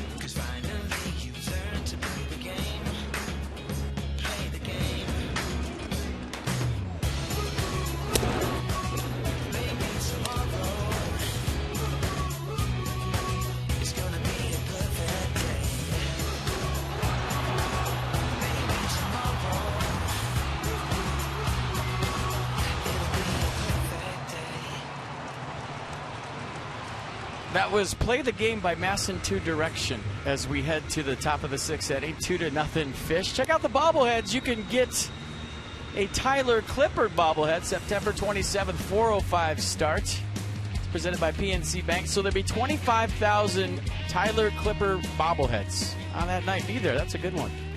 He's excited about it. It's so cool nowadays to watch players get excited about their own bobbleheads. I know Denard Span loved his. I mean, they've all loved theirs. Still waiting for a comment from Bill Taft. Very cool. He's kind of a quiet guy.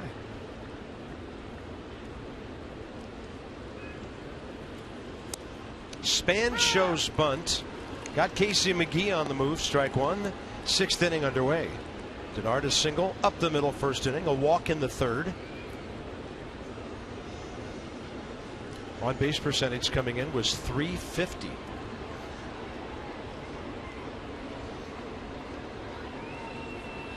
Curveball. Fly to left. Yelich right there. Anthony Rendon, a rare 0 for tonight. Masson Dan has more. Bob, Anthony is hitting .284 on the season. Pretty strong average. But Matt Williams said something a little while ago, actually, that's kind of stuck with me. He noted that because Rendon has hit in the number 2 spot in the order this year, he's given up a lot of at-bats to move runners over, to get ground balls to the right side, to hit a fly ball the other way, to move a runner into scoring position or get him to third base with less than 2 outs. He says Rendon's batting average could be a good bit higher if he wasn't hitting in the 2 spot, or he didn't have that type of a team mentality where he's looking to move runners over sometimes into scoring position instead of driving a ball himself and picking up a hit for himself. Yeah, it's a good call. Rendon last year, .265 as a rookie. He got 351 at bats, taking his game to a whole new level here. And now he's ahead in the count 2-0. Team guy, he doesn't care about numbers really. Just wants to win. And hates to talk about himself. We'll take care of that. He doesn't understand what all the fuss is Hit .371 career at Rice with an on-base average of .505. Didn't play the year the Nats drafted him. He was a late signee. Well, he didn't play defense. He was a designated hitter. So never really got on the field. He hit. He just didn't play third.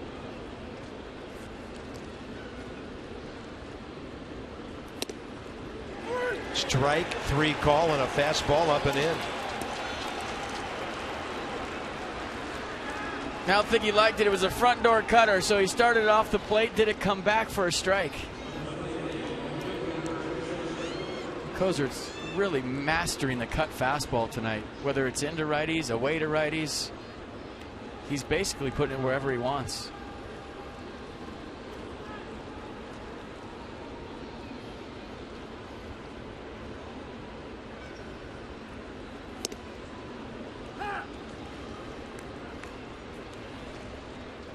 So the Nats box score full of base hits early. Span, Worth first inning. Zimmerman, Ramos second inning. Worth in the fourth. Haven't been able to break through. And Jason Worth is 3 for 3. That was a loud sound.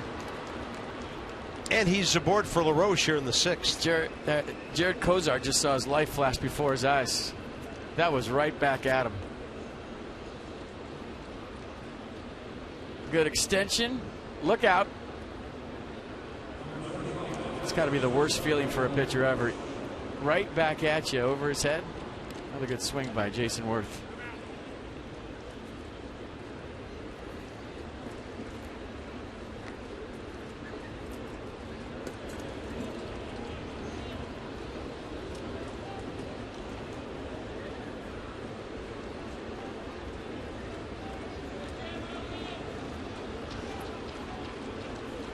Adam LaRoche, couple of ground balls. Steps in as the tying run.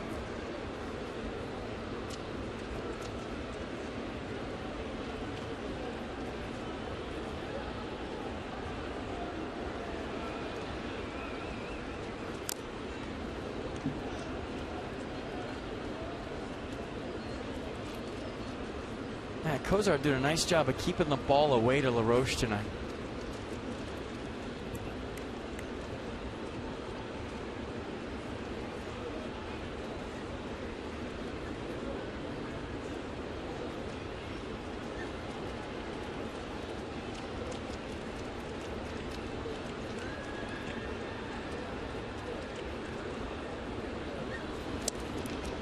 Counts even, 1-1.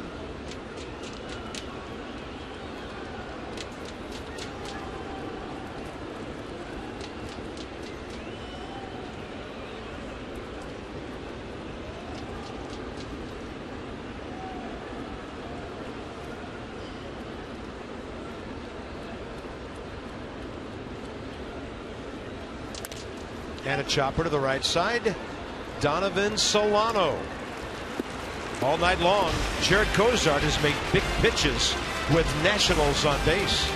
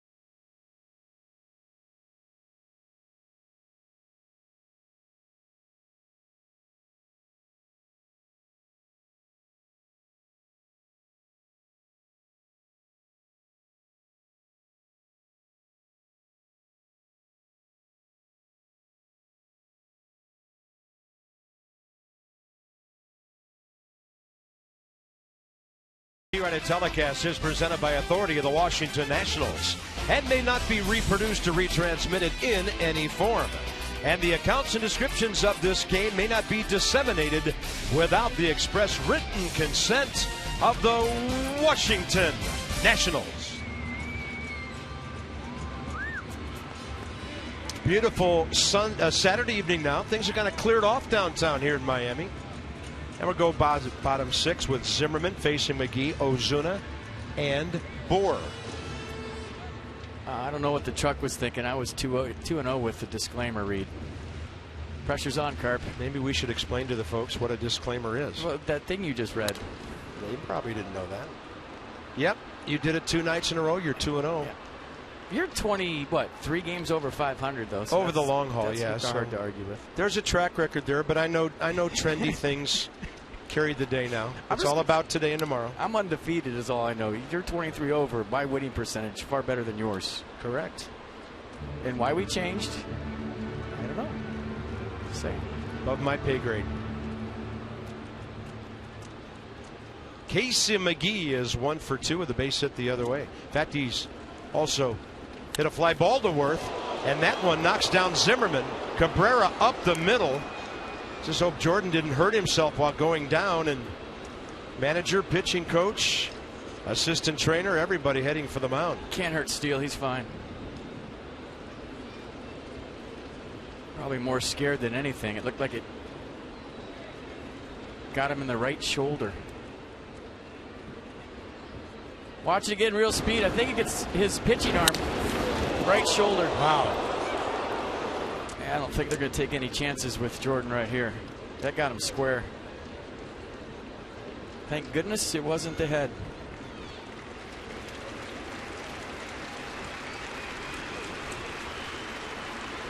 Whew.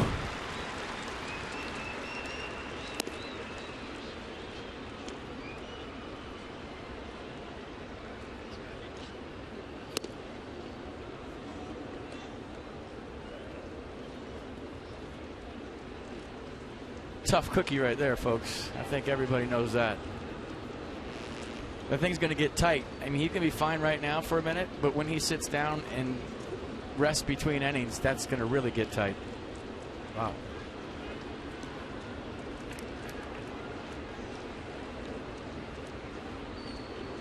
I hope it didn't distract Jordan. But the advertising signs behind home plate, which you can see are off center, they reset when he was right now delivering the ball. Wow. And it was white. I don't know if that had anything to do. We'll ask him after the game, but that was a white backdrop in the middle of a pitch. I'm sure some kind of malfunction that the Marlins don't want to happen, but it did.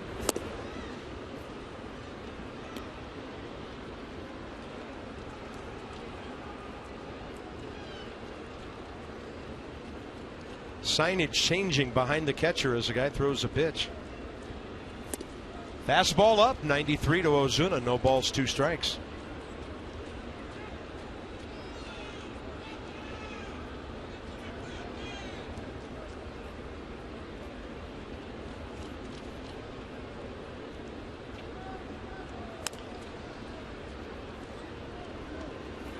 So where was he out? I was looking at Jordan the whole time.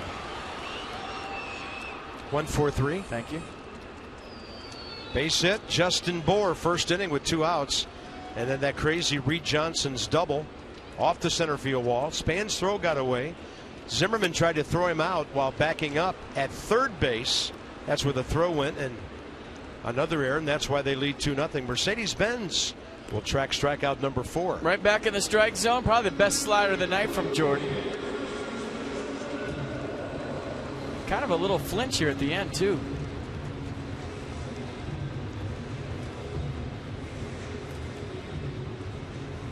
Base is empty, 2 outs, and here's Bohr, the rookie. He has singled in a run and struck out swinging.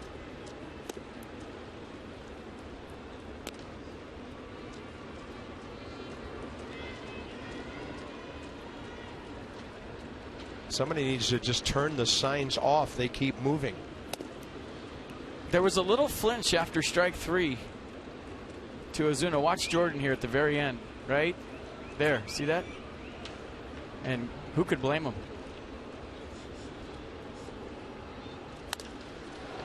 And a high fly ball to deep center, but Span is under it.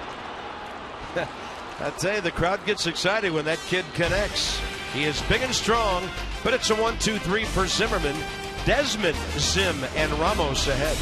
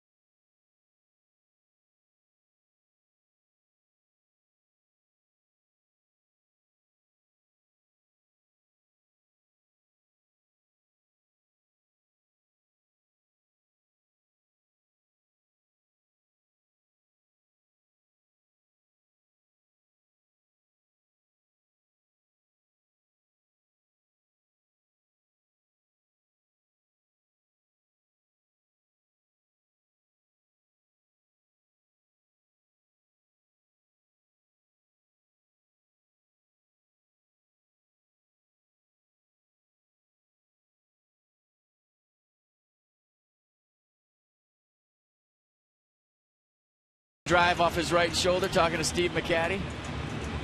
Matt Williams looking at McCatty. They're telling Jordan, that's good. Go get some ice on it. And then some teammates coming by saying something funny. But that's a guy that pitched with his jaw wired shut in college. I don't think a line drive off his right shoulder. And he's showing the spot. Said can't hurt Steele. Check the ball. 1 earned run on 5 hits in 6 innings. Here's Ian Desmond. First pitch breaking ball low. 7th inning underway.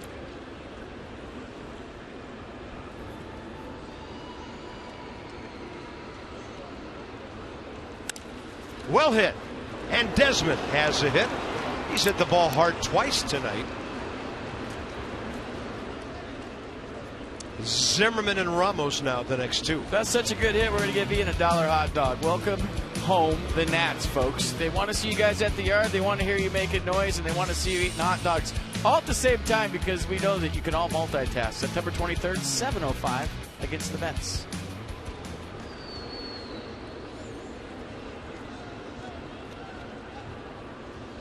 Ryan Zimmerman, base hit to right, ground ball to the second baseman.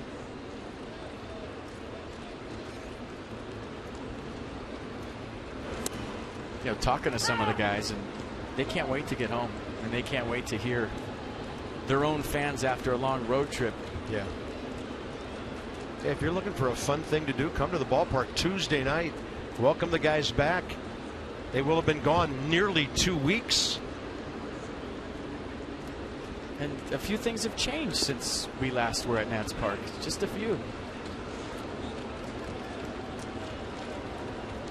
Still in first place, about the only thing that stayed the same, but a championship has been won.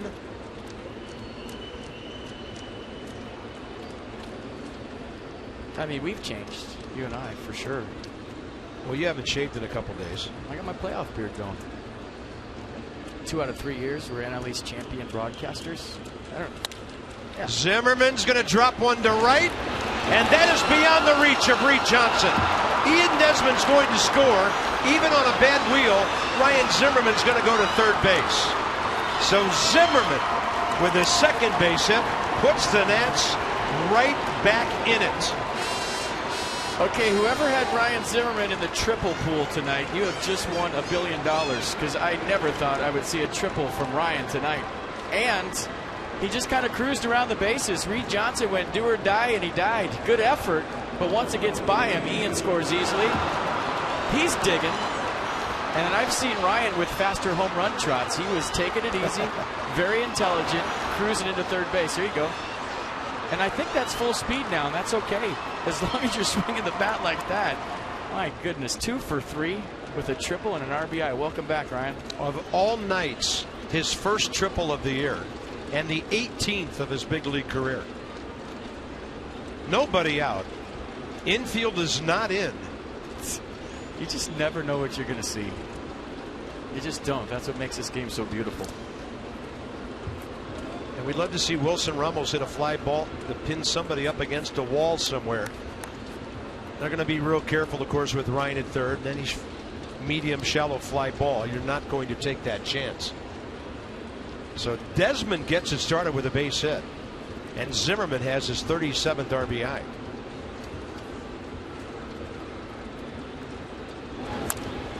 And if you're thinking, well, expanded roster, tie and run on third, why don't they pinch run for Ryan right here? I think Matt Williams wants to get him at bats. He's talking to Randy Knorr. They're discussing maybe exactly that right here. You think maybe after one out they might figure something out? Do you want him to get another at bat? Yeah. Or is that good? And I think that's good. They're looking for somebody to go pinch run for him right now. Well, Bryce Harper has a bat, could be hitting for Zimmerman. Then you could go double switch and put Bryce in left. We'll see how Matt does it. First of all, the Ramos at bat. Wilson's got a battle here. No balls, 2 strikes to him. And he'll strike out on a pitch in the dirt. Or did he foul tip it? He did. He's still alive. Umpire put both hands up. At bat not over yet. Here comes Mike Redmond. It's reviewable.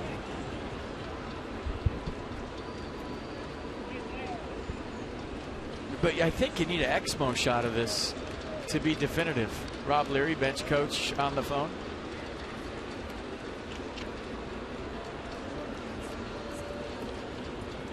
Looks like Ramos is still alive. I'll show you one more time, see if you can figure it out. Looked like he missed it. Clearly a foul ball. Nats get a big break. Now Ramos another chance to tie the game. High chopper. Zimmerman coming home. So is the throw. And he's out.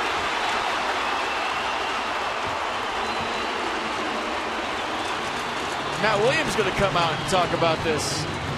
And Ryan got after it. He pushed it right there. Running home.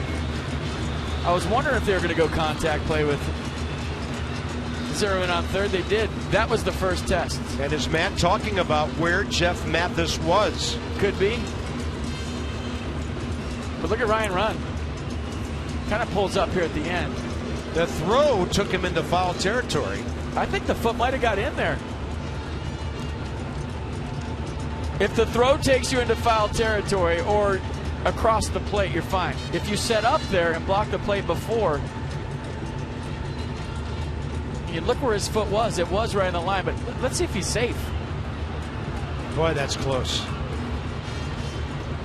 No reaction really from the crowd when they showed it on the board because they couldn't tell. See Ryan's reaction. We got up. He's like, safe? Question mark? Crew chief review, and that's why Ted Barrett, who's on your left, came running in from third base. And you know, we've been told the umpires really aren't supposed to be looking up at the video board, but they all do it.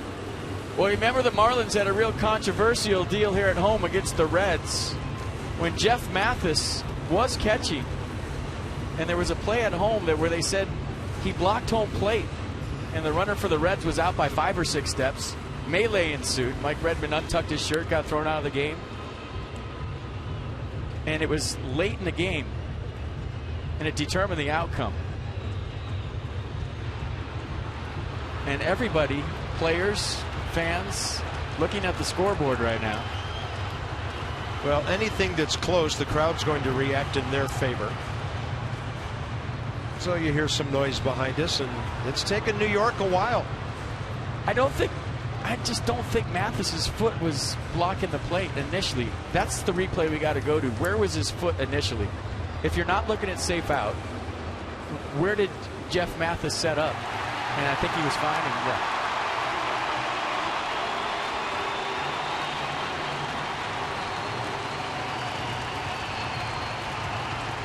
Well, the Nats had a choice to make a pinch runner move there. Ryan Zimmerman thrown out at the plate. He was getting down the line, as FP said, pretty good fashion. And now it's Cabrera with one out. And Bryce Harper stepping out on deck.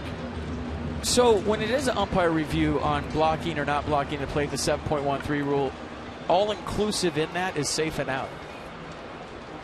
And that's something I found out about a week ago, that when you ask about where the catcher's position is, that they're reviewing safe and out too.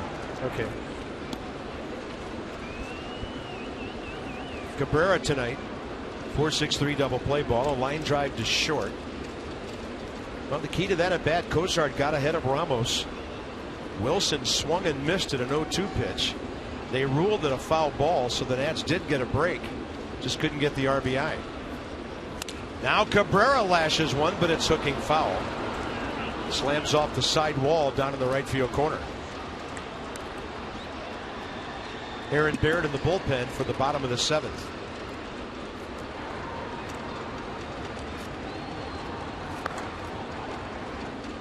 When I first heard that, Carp, about how it's included in the where the catcher is safe and out, it's all inclusive, then why as a manager would you ever ask anything other than an umpire's review in that situation? Sure. So you didn't have to burn a challenge if you were wrong.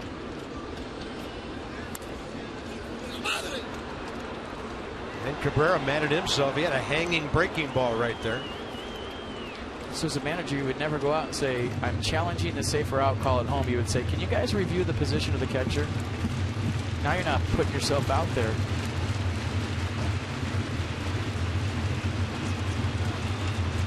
Because when the umpires review it, it's not a challenge.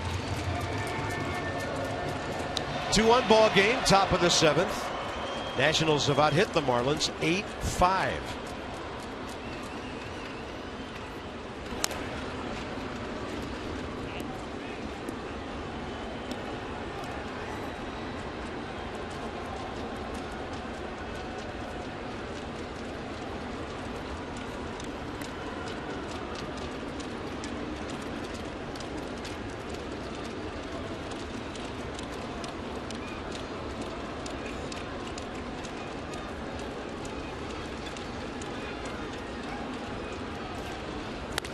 And a rolling breaking ball fair into the right field corner.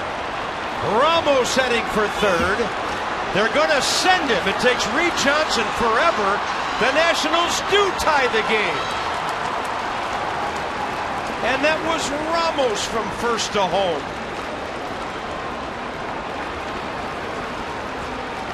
Boy, good call by Bob Henley. He saw the glitch by Reed Johnson, who's having a nightmare in right field in this inning. Well, great at-bat by Cabrera right here. Got mad at himself because he got his pitch and missed it. You heard him scream at the plate. Then he follows it up with a hanging breaking ball down the corner. And Reed Johnson gets caught up. The throw nowhere near the cutoff man. And watch the Buffalo roam. You're not going to stop him. Don't even try. And Cabrera on the backside with the triple. Mike Redmond to the mound. I'll tell you what, nice send by Henley. He got so deep right there, he gave himself a chance to make a decision. I mean, he was almost all the way home when he waved Wilson Ramos. So there's going to be a call to the bullpen for the Marlins. And this call to the pen, packaged by the UPS store. Your one-stop shop for all your small business needs.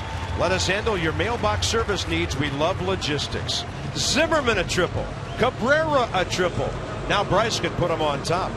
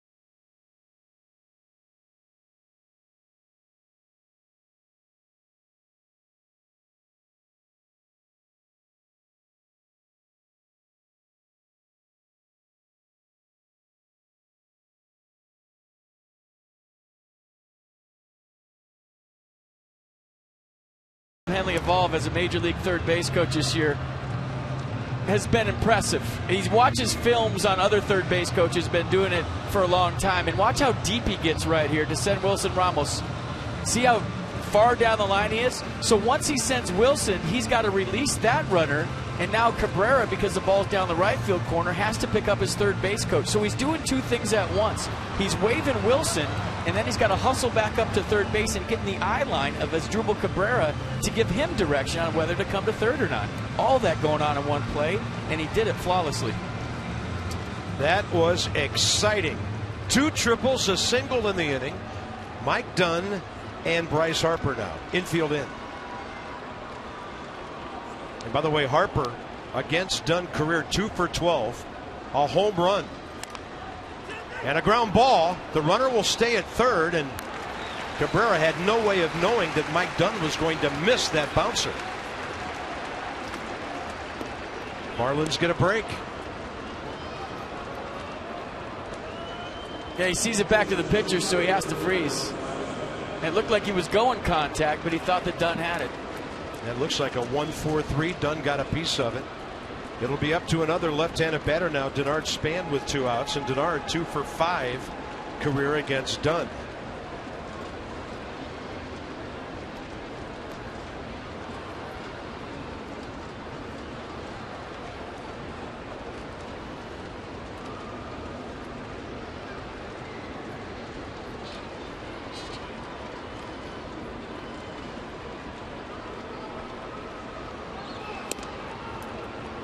Remember talking about a week ago about Asdrubal and how he doesn't have a lot of hits, but the hits he gets are clutch. That's just another one to put in the books. Clutch. Yeah, he was so mad at himself for fouling off a hanging breaking ball. Then he got another one and knew what to do with it. This gets big hits. Span on twice in 3 trips tonight. Looking for a 2-out run that would get Jordan Zimmerman a possible win here. He's off the hook.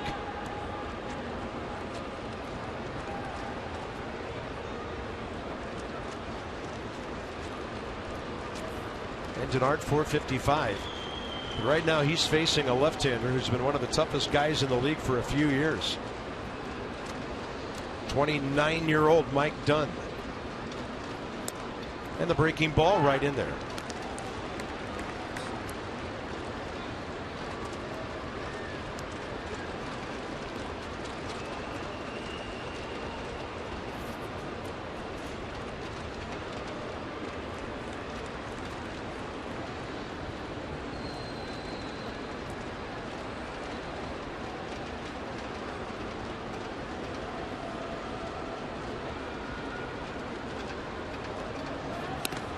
High and tight, 3-1.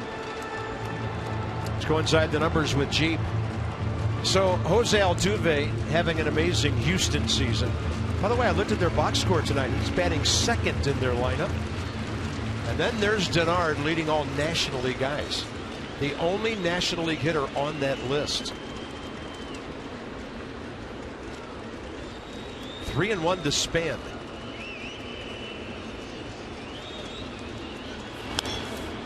Good rip on a pitch in.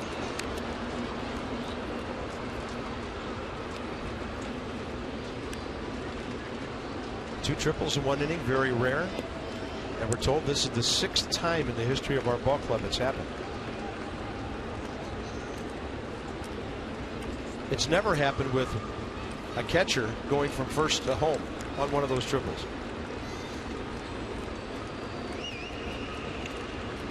A lot of people say it's the most exciting play in baseball. I like them when the bases are loaded when you get one. 3-2. Span, base hit!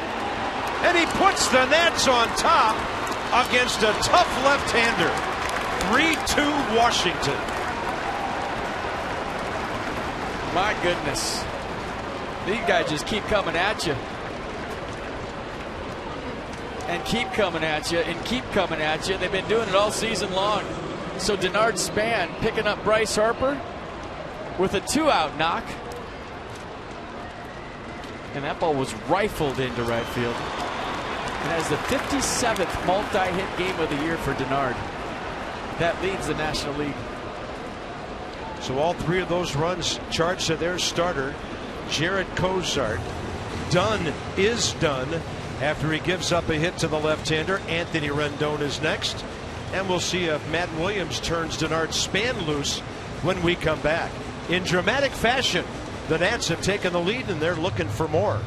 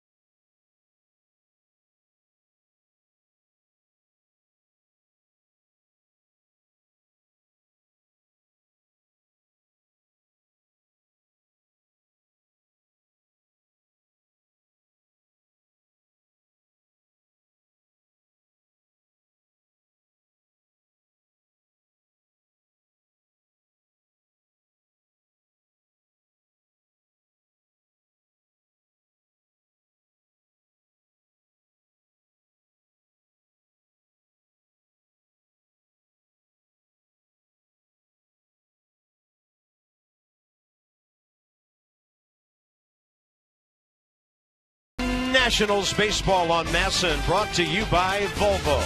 Simple innovations to make your life better. That's Volvo innovating for you. Looks a little peaceful out there. There's a lot of excitement going on inside Marlins Park tonight. Span puts the Nats on top. By the way, he had the go-ahead winning RBI last night. And now it's Chris Hatcher again, second time in the series. He will face Anthony Rendon, who's 1 for 2 career against him. Or Mike Redmond got the matchups he wanted, and Span spoiled it. Looked like a backup breaking ball that stayed inside. Well, Giants are playing the Padres tonight. Hunter Pence started the day with 178 hits. Denard Span is 179 now. May get another AB. And of course, with the Dodgers losing today, this could be huge for the Nats. Long way to go in this one, but they've certainly broken through finally before Jared Cozart could go 7 innings. He had frustrated them for 6. Told you it's a tough lineup to cut through 3 times. Low throw right into the runner. That was close.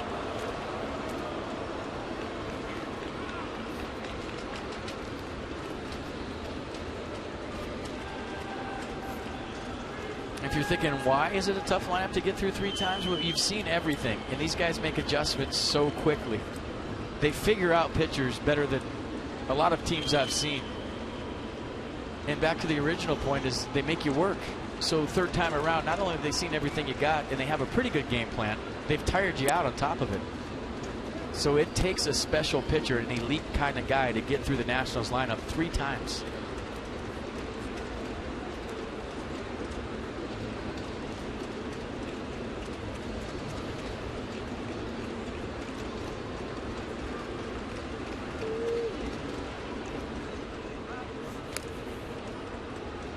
Denard's getting tuckered out, just getting back on these throwovers.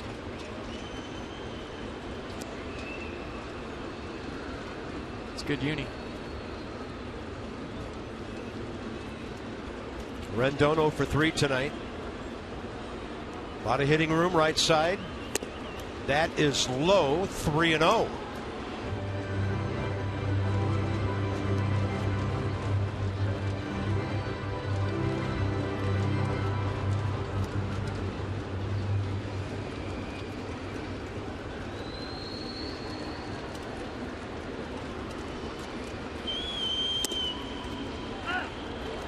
Fastball with some tail on it, but it got the inside edge.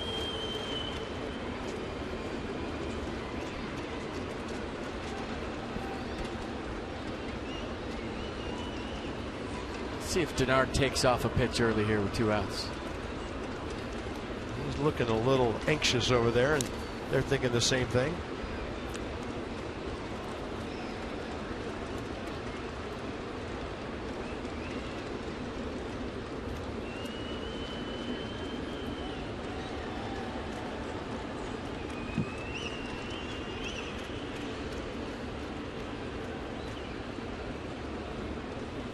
And Rendon with a base hit to left. 5 hits in the inning. And Jason Worth, who's already 3 for 3 coming up. Line is moving.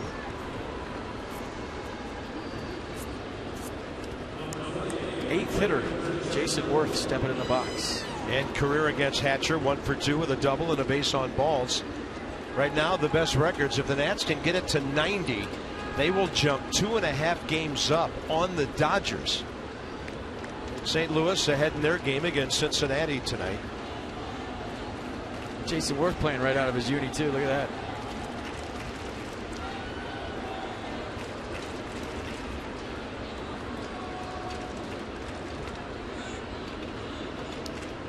Worth's on base percentage going up to .390 in this one tonight. And he takes a strike.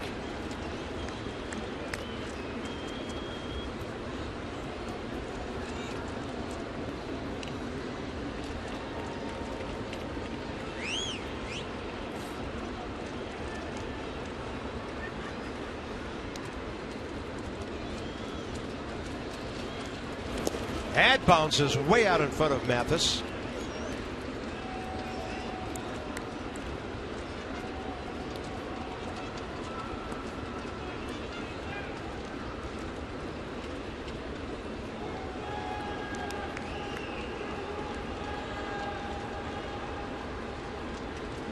Nats had 11 hits Thursday, 7 last night, with Span delivering, and then Rendon. They have 11 tonight.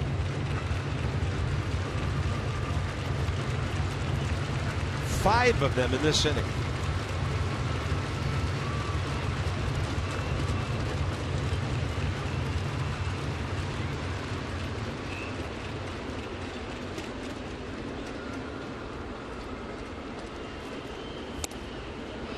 His body started. Looked like he kept the bat and the hands back. What a take by Worth. Ball 2. Just can't consistently fall behind the hitters in this lineup.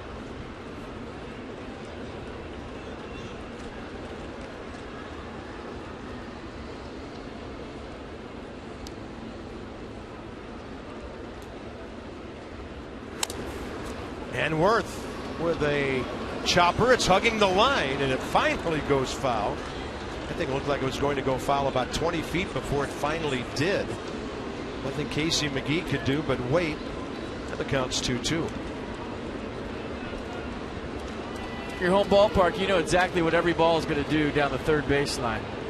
And Casey McGee's smart, knows he has no chance at Jason Worth, also knows that it's going to roll foul. But it stayed fair a little longer than I thought.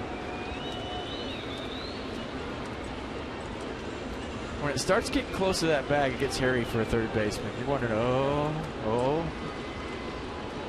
And that was about, what, 10 feet?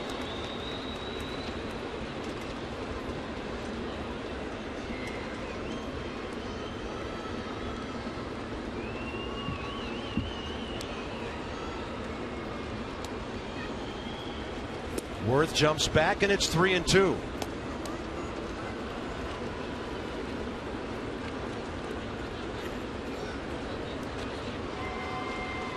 Well, if he loses Worth, it's going to be righty-lefty on LaRoche. Don't see anybody throwing in the Marlins bullpen.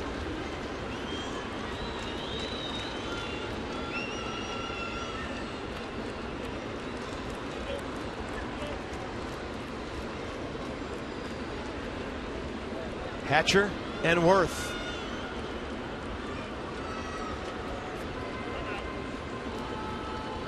You think Aaron Barrett's loose? I hope he's not overcooked. He's more than hot.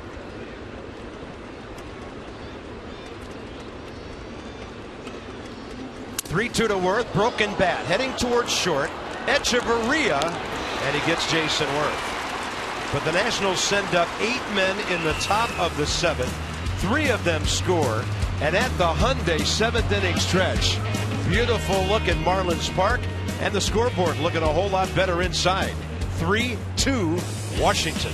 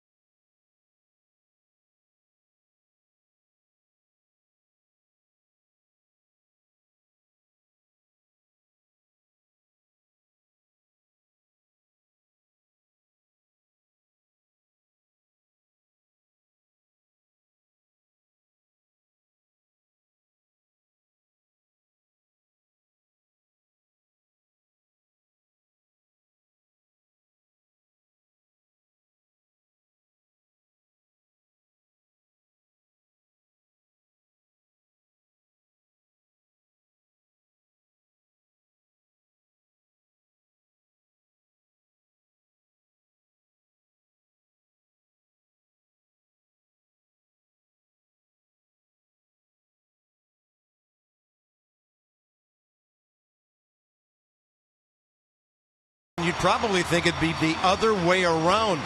So the Nationals able to tie the game, then take the lead on the Denard Span hit.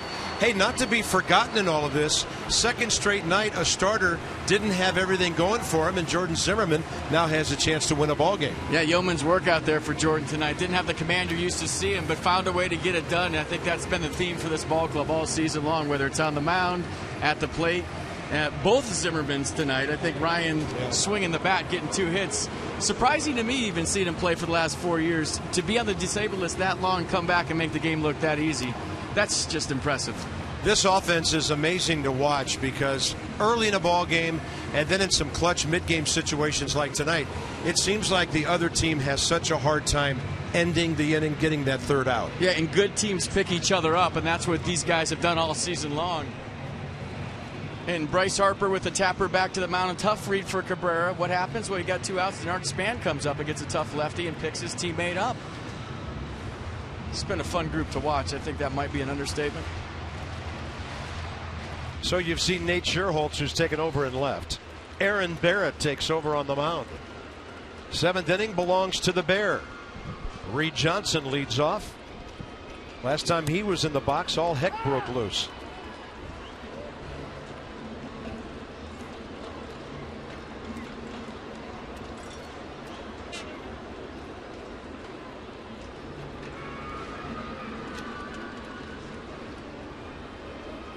Reed Johnson, 1-for-1 career with a double against Aaron Barrett.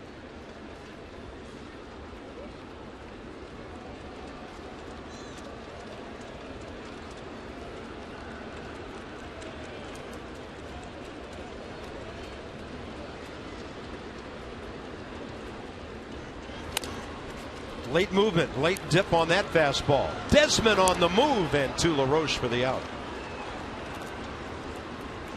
Time for your AT&T fan photo. What do you got? I can't see anything with that thing to the right.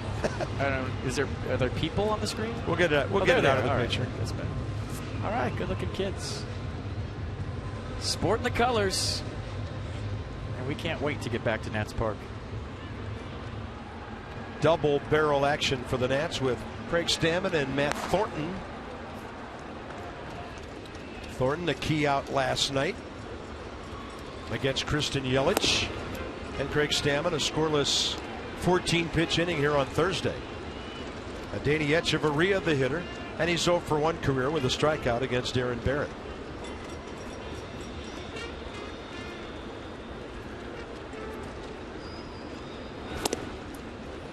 He's got some run and life on that fastball tonight. Carter caps A.J. Ramos for the Marlins.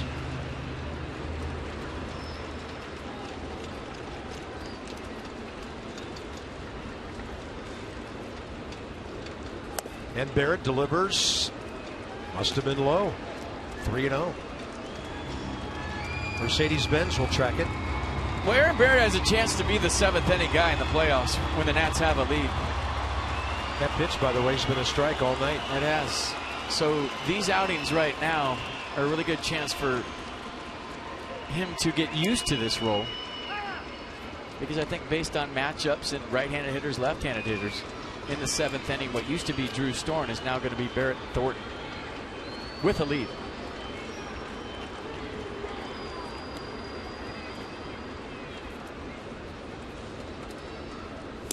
And he delivers, strike 2. Count back full. Echeverria, a bouncing ball to pop up against Jordan Zimmerman tonight, who threw 84 pitches in 6 innings. 1 earned run.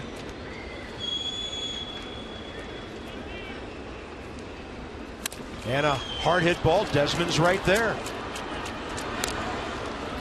Nice 3-0 comeback. Sure was.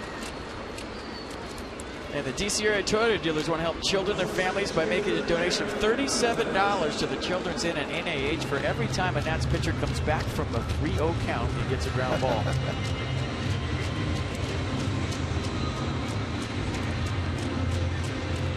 Well, Jordan Zimmerman, 4 strikeouts tonight. Didn't walk a batter, gave up only 5 hits.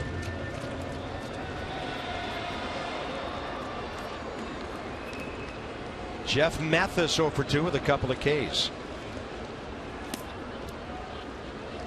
Facing Aaron Barrett for the first time. Jordany Valdespin if the inning continues.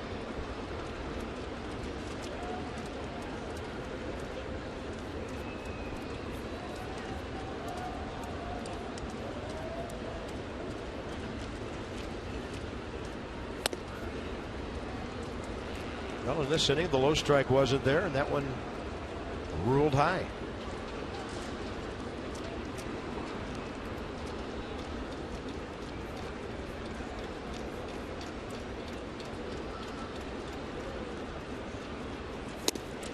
Did he go? Yes, Paul Schreiber. The Nats get the call. It's 2-1.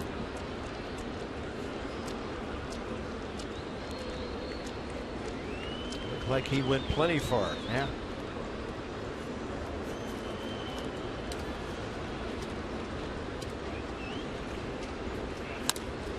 And a tapper.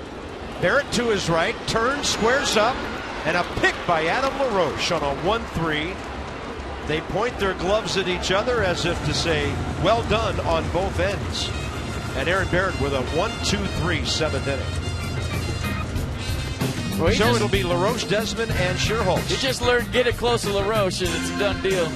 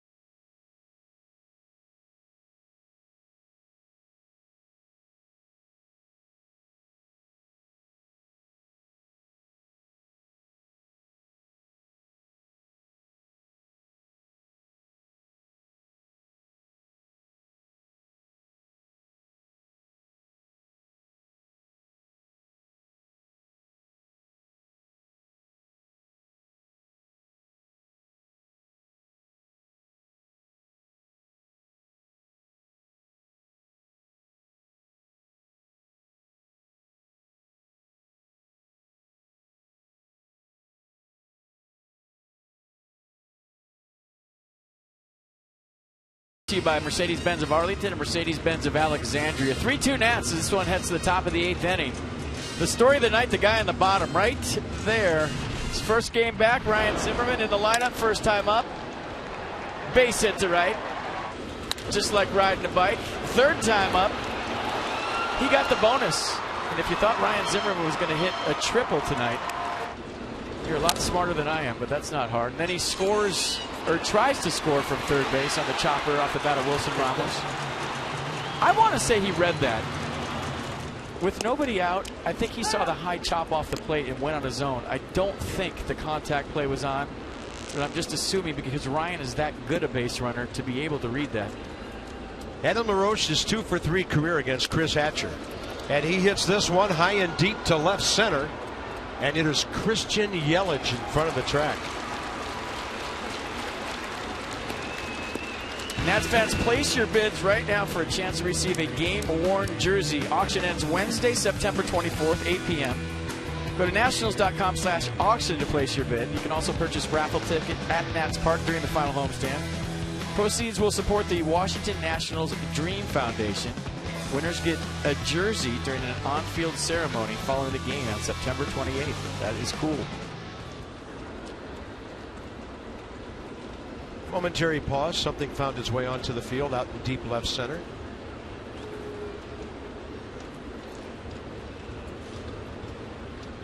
Something from the Clevelander. Tyler Clippard, who threw 5 pitches in the 8th inning last night. He didn't break a sweat.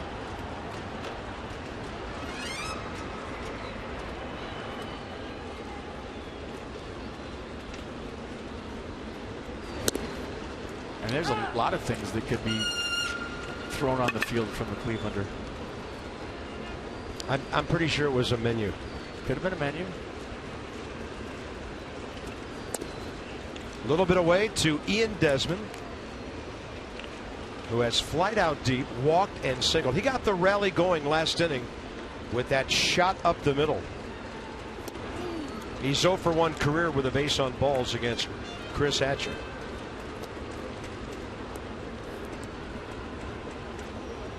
I mean, day game tomorrow, it could be mimosas on the field from the Clevelander. Who knows? Well, could be brooms.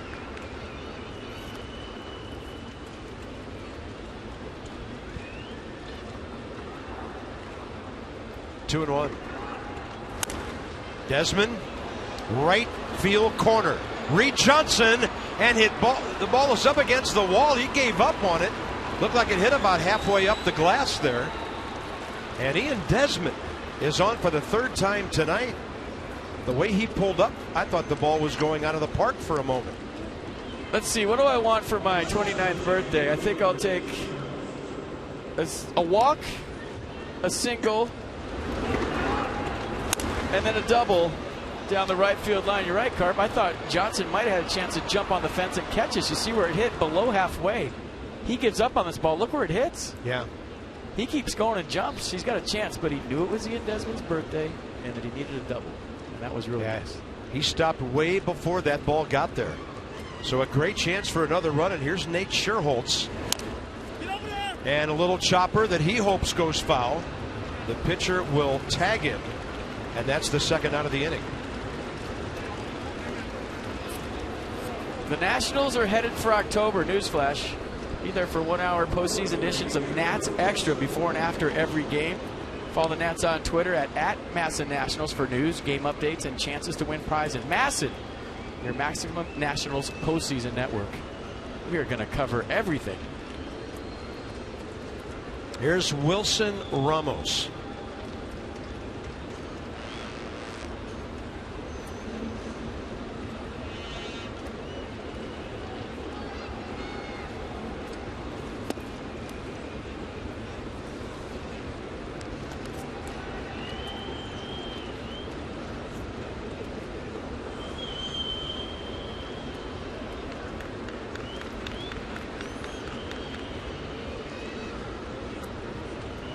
Ramos 1 for 3 tonight, hunting his 47th RBI.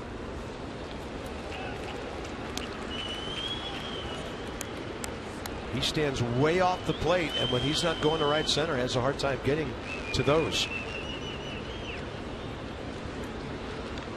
He'll bring that front foot around, but he is really open as anybody in baseball before the ball's delivered.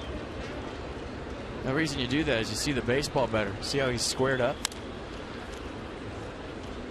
Yeah, he gets back in hitting position, no doubt about that. Everybody in baseball would take a catcher with power who's going to hit around 270, which is what he's been doing nearly all year when healthy. 3 for 11 with an RBI in this series. I always like the open stance because it helps you square up to the pitcher with your head. So you're looking directly at him like you're playing catch with him. And a swing and a miss on a breaking ball, low and away.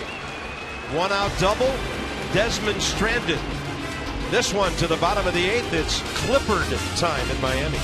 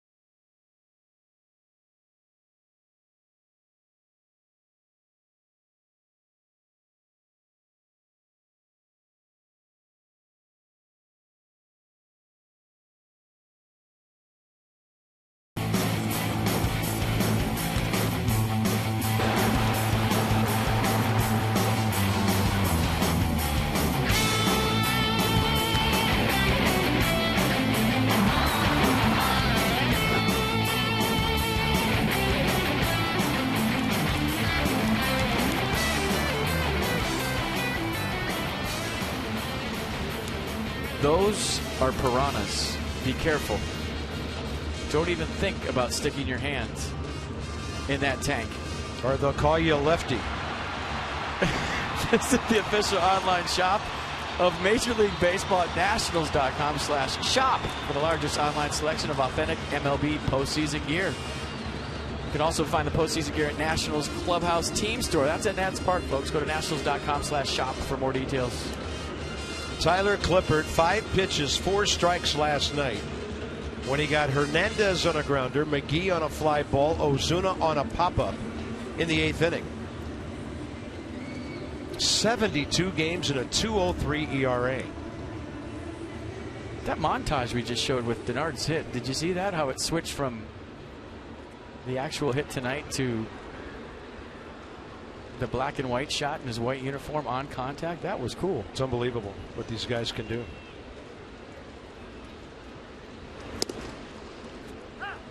When I did my first TV game, I was a caveman compared to what we do with all this technology here in 2014. Strike one. Clippard is now 3rd in the league with appearances as he steps on the mound tonight. Jordany Valdespina is 1 for 8 career against him.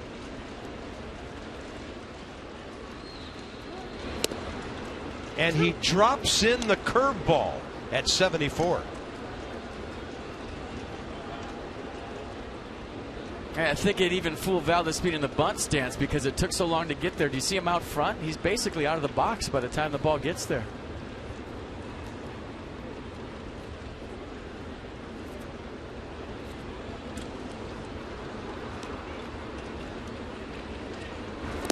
And then he throws him 82 at that splitter. That's the Splitonga. 1 out. So a 3-pitch. Thanks for coming right here. Look at the split just tumble in there, and Valdespin can't even think about holding up.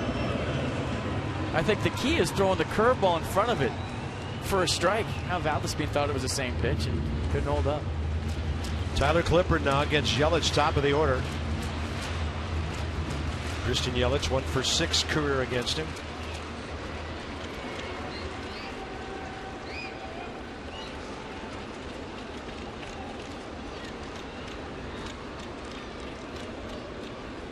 And Clippard throwing the breaking ball for strikes here. 2 of them, and they've both been in there. I mean, he's a 1-inning guy that can come at you with so many different things. He's got a lot of weapons, and when they're all in the strike zone, look out.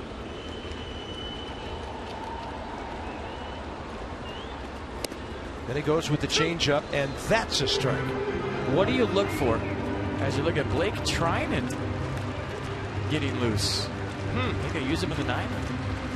Yeah, Drew Storen has only thrown 1 day in a row and had a couple of days off before that. Wow, look at this storyline brewing.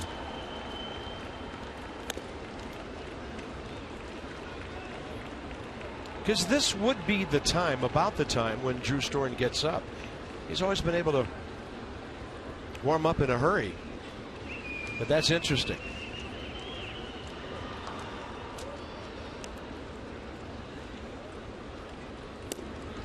Clippard just a little high with the changeup. 82. Well, I think if Wilson catches that, he gets the strike.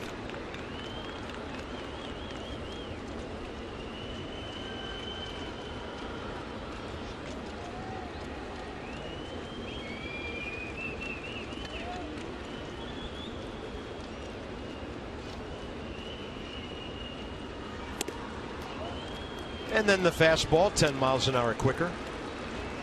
Yeah, big pitch comma, 1-run game, 21 stolen bases in the batter's box. You want to keep Yelich off the base.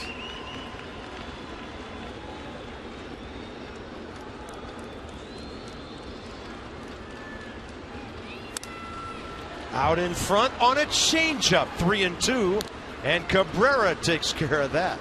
See him just play with that. I thought the ball was rolling up his arm for a second. I mean, just no panic. Boop, boop, boop. Catch it barehanded, throw it to first.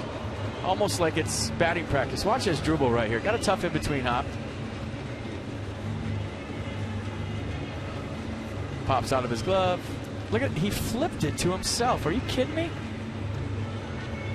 He bobbled the first one.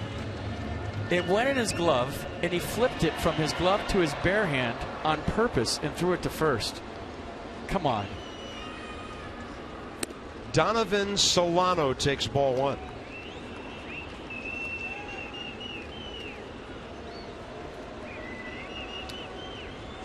I saw the smile over to Ian Desmond. I'm sure Ian said something like, really? One shortstop to another. Well, I thought it initially hit his glove and he barehanded it, but it went in his glove and he flips. Watch, he flips it to himself right here. Look at that. Come on. Who does that? No way. Played second base a lot, and you just don't think about doing that. And Solano slices this one out of play. 1 ball, 2 strikes.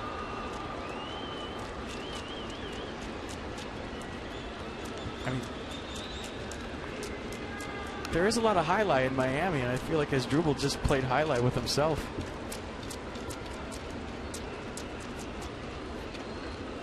Crazy. Change up, and it overpowers Solano. Another brilliant inning in Miami for Tyler Clippard. What else is new? Flip a ball to yourself.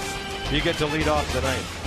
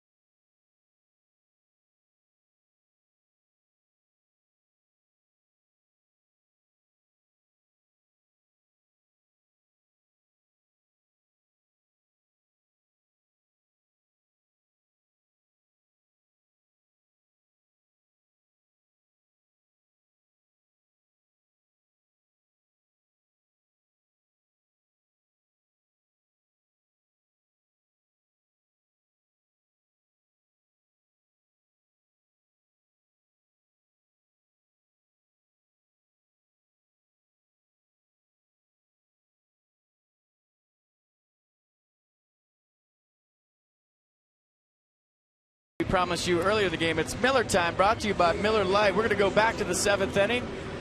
Big moment in this one.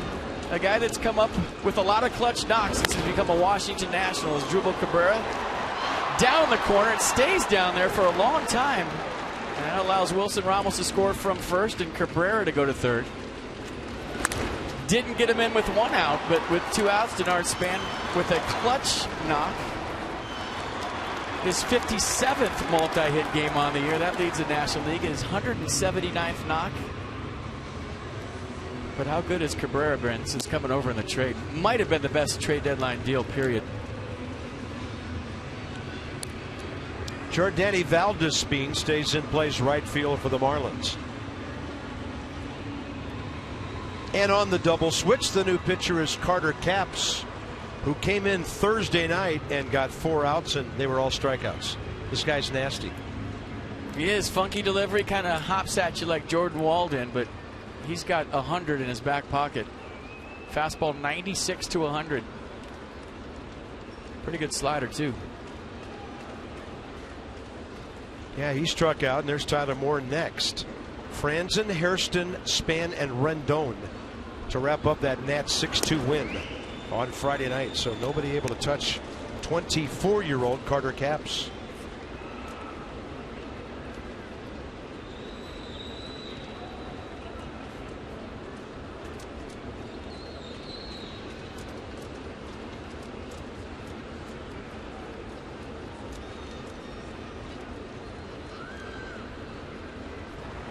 Well, maybe Trinan was throwing on the side and Matt Williams was throwing a little deep the way of the Marlins and the broadcast crews.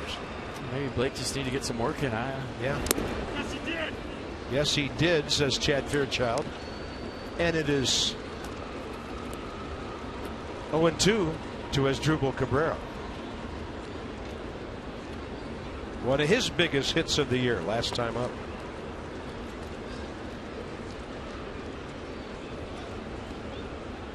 Capps used to be with Seattle. Cabrera 0 for 2 against him, and that's a fastball. He has now struck out 5 straight batters in this series. Washington, D.C. Lexus dealers donating $250 to the Children's National Medical Center. For every home run, 147 of them hit by the Nats this season. Lexus, the pursuit of perfection. Here's Tyler Moore, who's hit 3 this year. Not an easy assignment. First at bat of this series for Tyler.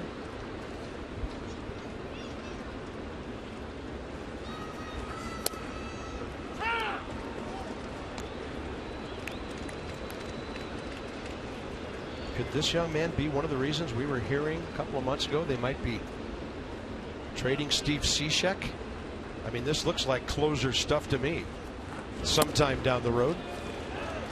Cishek did not go at the deadline, still with the Marlins, and he has 37 saves.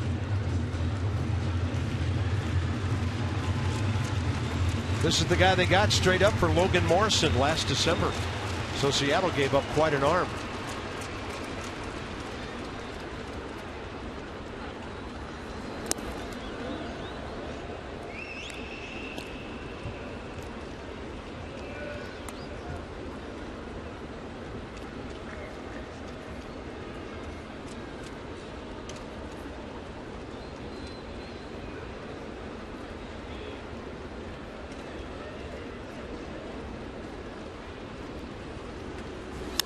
Fastball, and Tyler hits it high in the air out to left center.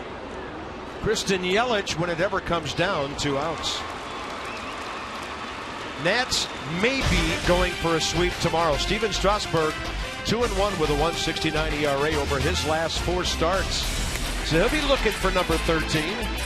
Nathan Eovaldi, young guy with a lot of velocity, but he's 0-6 over his last 7 starts. He's the big mystery on the Marlins pitching staff right now. Live arm, throws extremely hard, but not winning at all. We talked about having the best record in the National League, how they go to 2.5 games up on the Dodgers if they win this. This game important for a lot of reasons. You can give some guys some rest tomorrow, too. And Denard Span. Well, 2 guys made contact against Carter Capps. We're going to the bottom of the ninth. Drew Storen, and here we go. He'll face 3, 4, 5 in quest of his 9th save.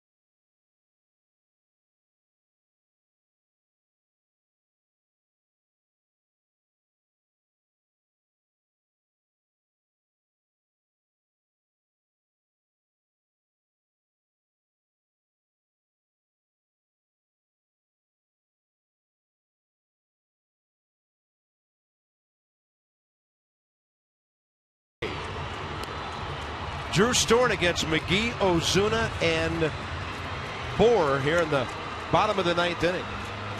Now 3 fastballs, 2-seam, 4-seam cut. Breaking ball is a slider. And the changeup really been Drew's go-to pitch this year. So heart of the order, 1-run game on the road. Big boy save opportunity for Drew Storen. Yeah, last night he followed up Clippard's 5-pitch 8th with a 6-pitch 9th, getting Bohr, Saltalamacchia, and Jones 2 grounders, a fly ball. Casey McGee is 1 for 3 career against Drew with a single.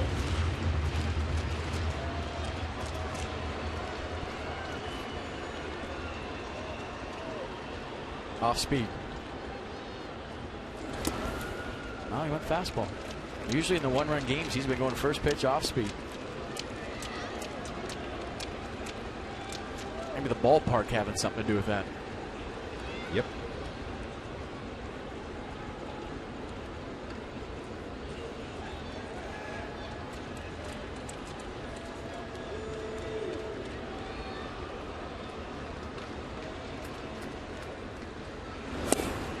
At the knees.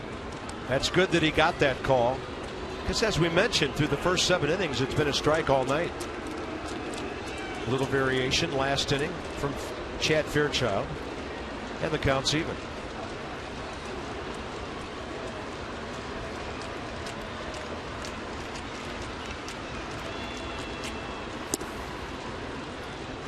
Three heaters. That was the cut fastball at 93.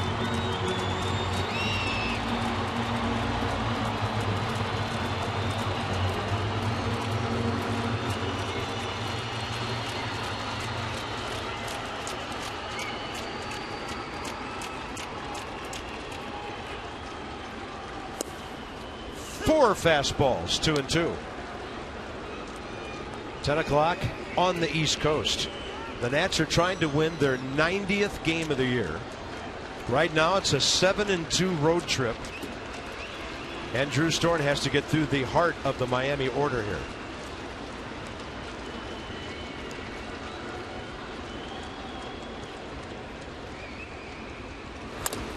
And he'll get a ground ball to the charging Ian Desmond. So Storen going power pitcher, first batter tonight.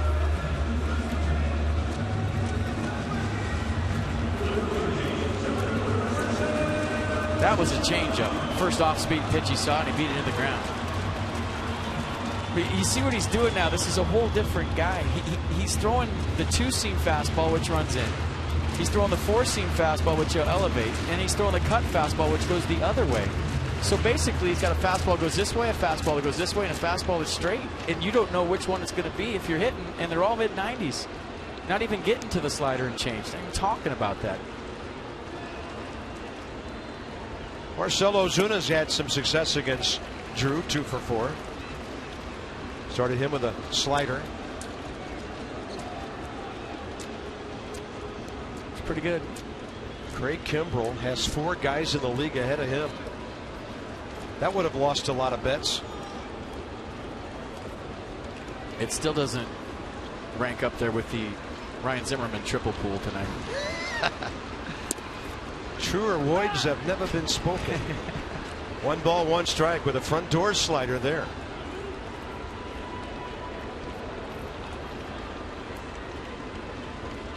Nats 3, Marlins 2.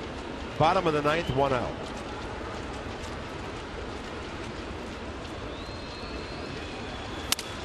That's going to get through. Sounded like a broken bat. Ozuna is very strong. And Drew Storen gives up his first base runner of this series. Yeah, bat died a hero for Ozuna right here. Just off the end. That's the cut fastball. Ran off the barrel just to the end. Got it on the ground. Just found a hole.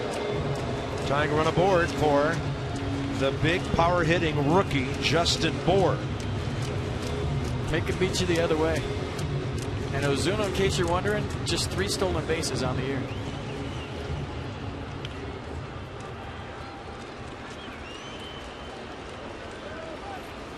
Young man from Westfield High School in Chantilly.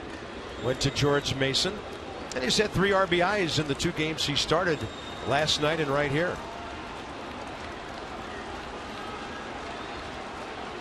Storen got him on a ground ball last night. That was a comebacker for the first out, 9th inning.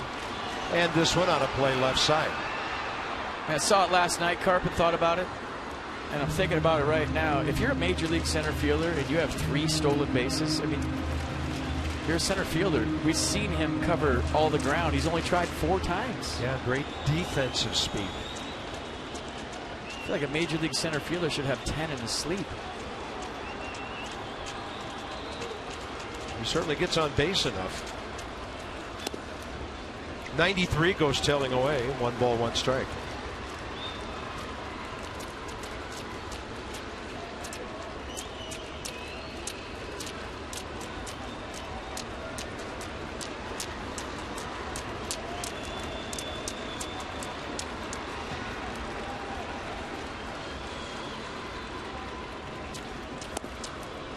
Then he showed him the changeup that missed.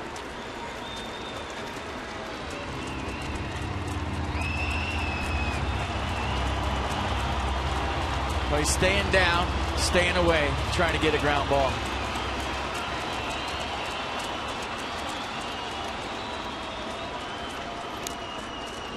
I don't know what the velocity is on the throws to first, but he's thrown 2 pills to Adam LaRoche. Yeah. He doesn't ease up on his pickoff throws.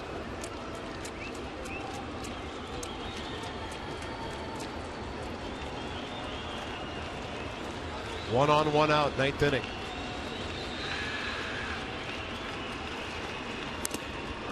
That was 93. Tipped straight down by Bour. And the count even, 2-2.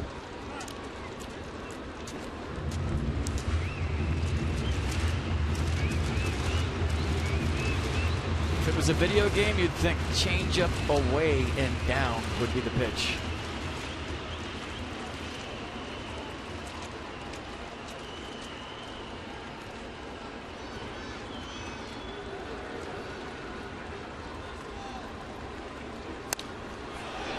That looked like a slider in on his hands, but it was really slow for Storen's slider. So what do you think?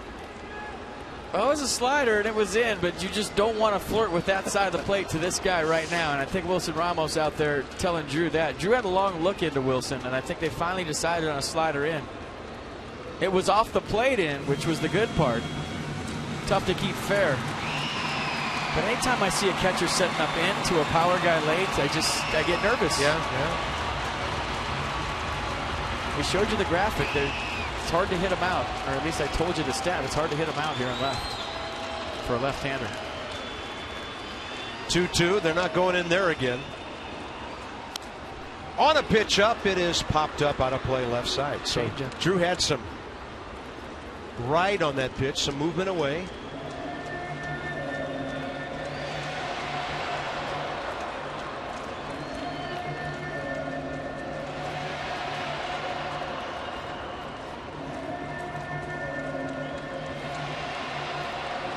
Yeah, pitch number 5 had us holding our breath.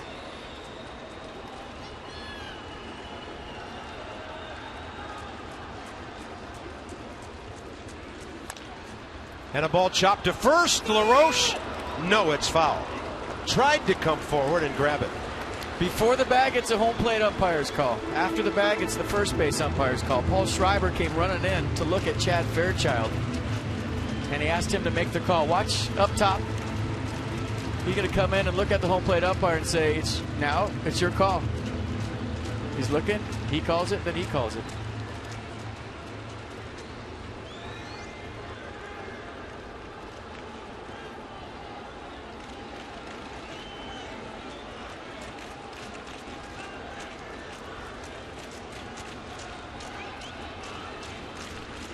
Two pitch again, and a base hit to right. Ozuna heading for third. The tying run is there with 1 out.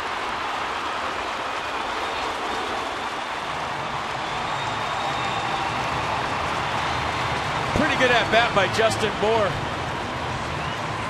Did a nice job of fouling off some tough pitches from Drew Storen, and then looks like he might have rolled over a changeup in the hole. Easy first to third for Ozuna. Jason Worth playing deep. He playing no doubles. And now Drew has to go to his strikeout stuff. Against Garrett Jones, hitting for the pitcher.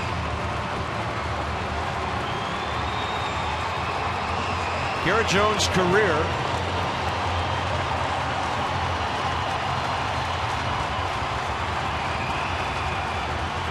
That's Ed Lucas pinch running at first.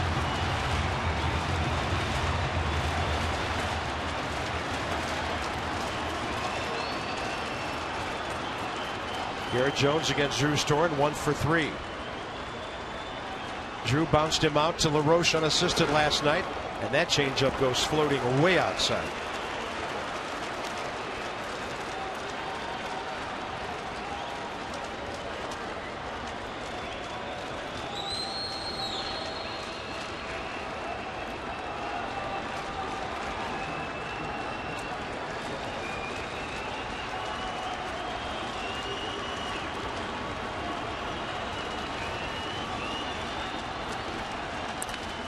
Double play ball. Cabrera, Desmond, game over.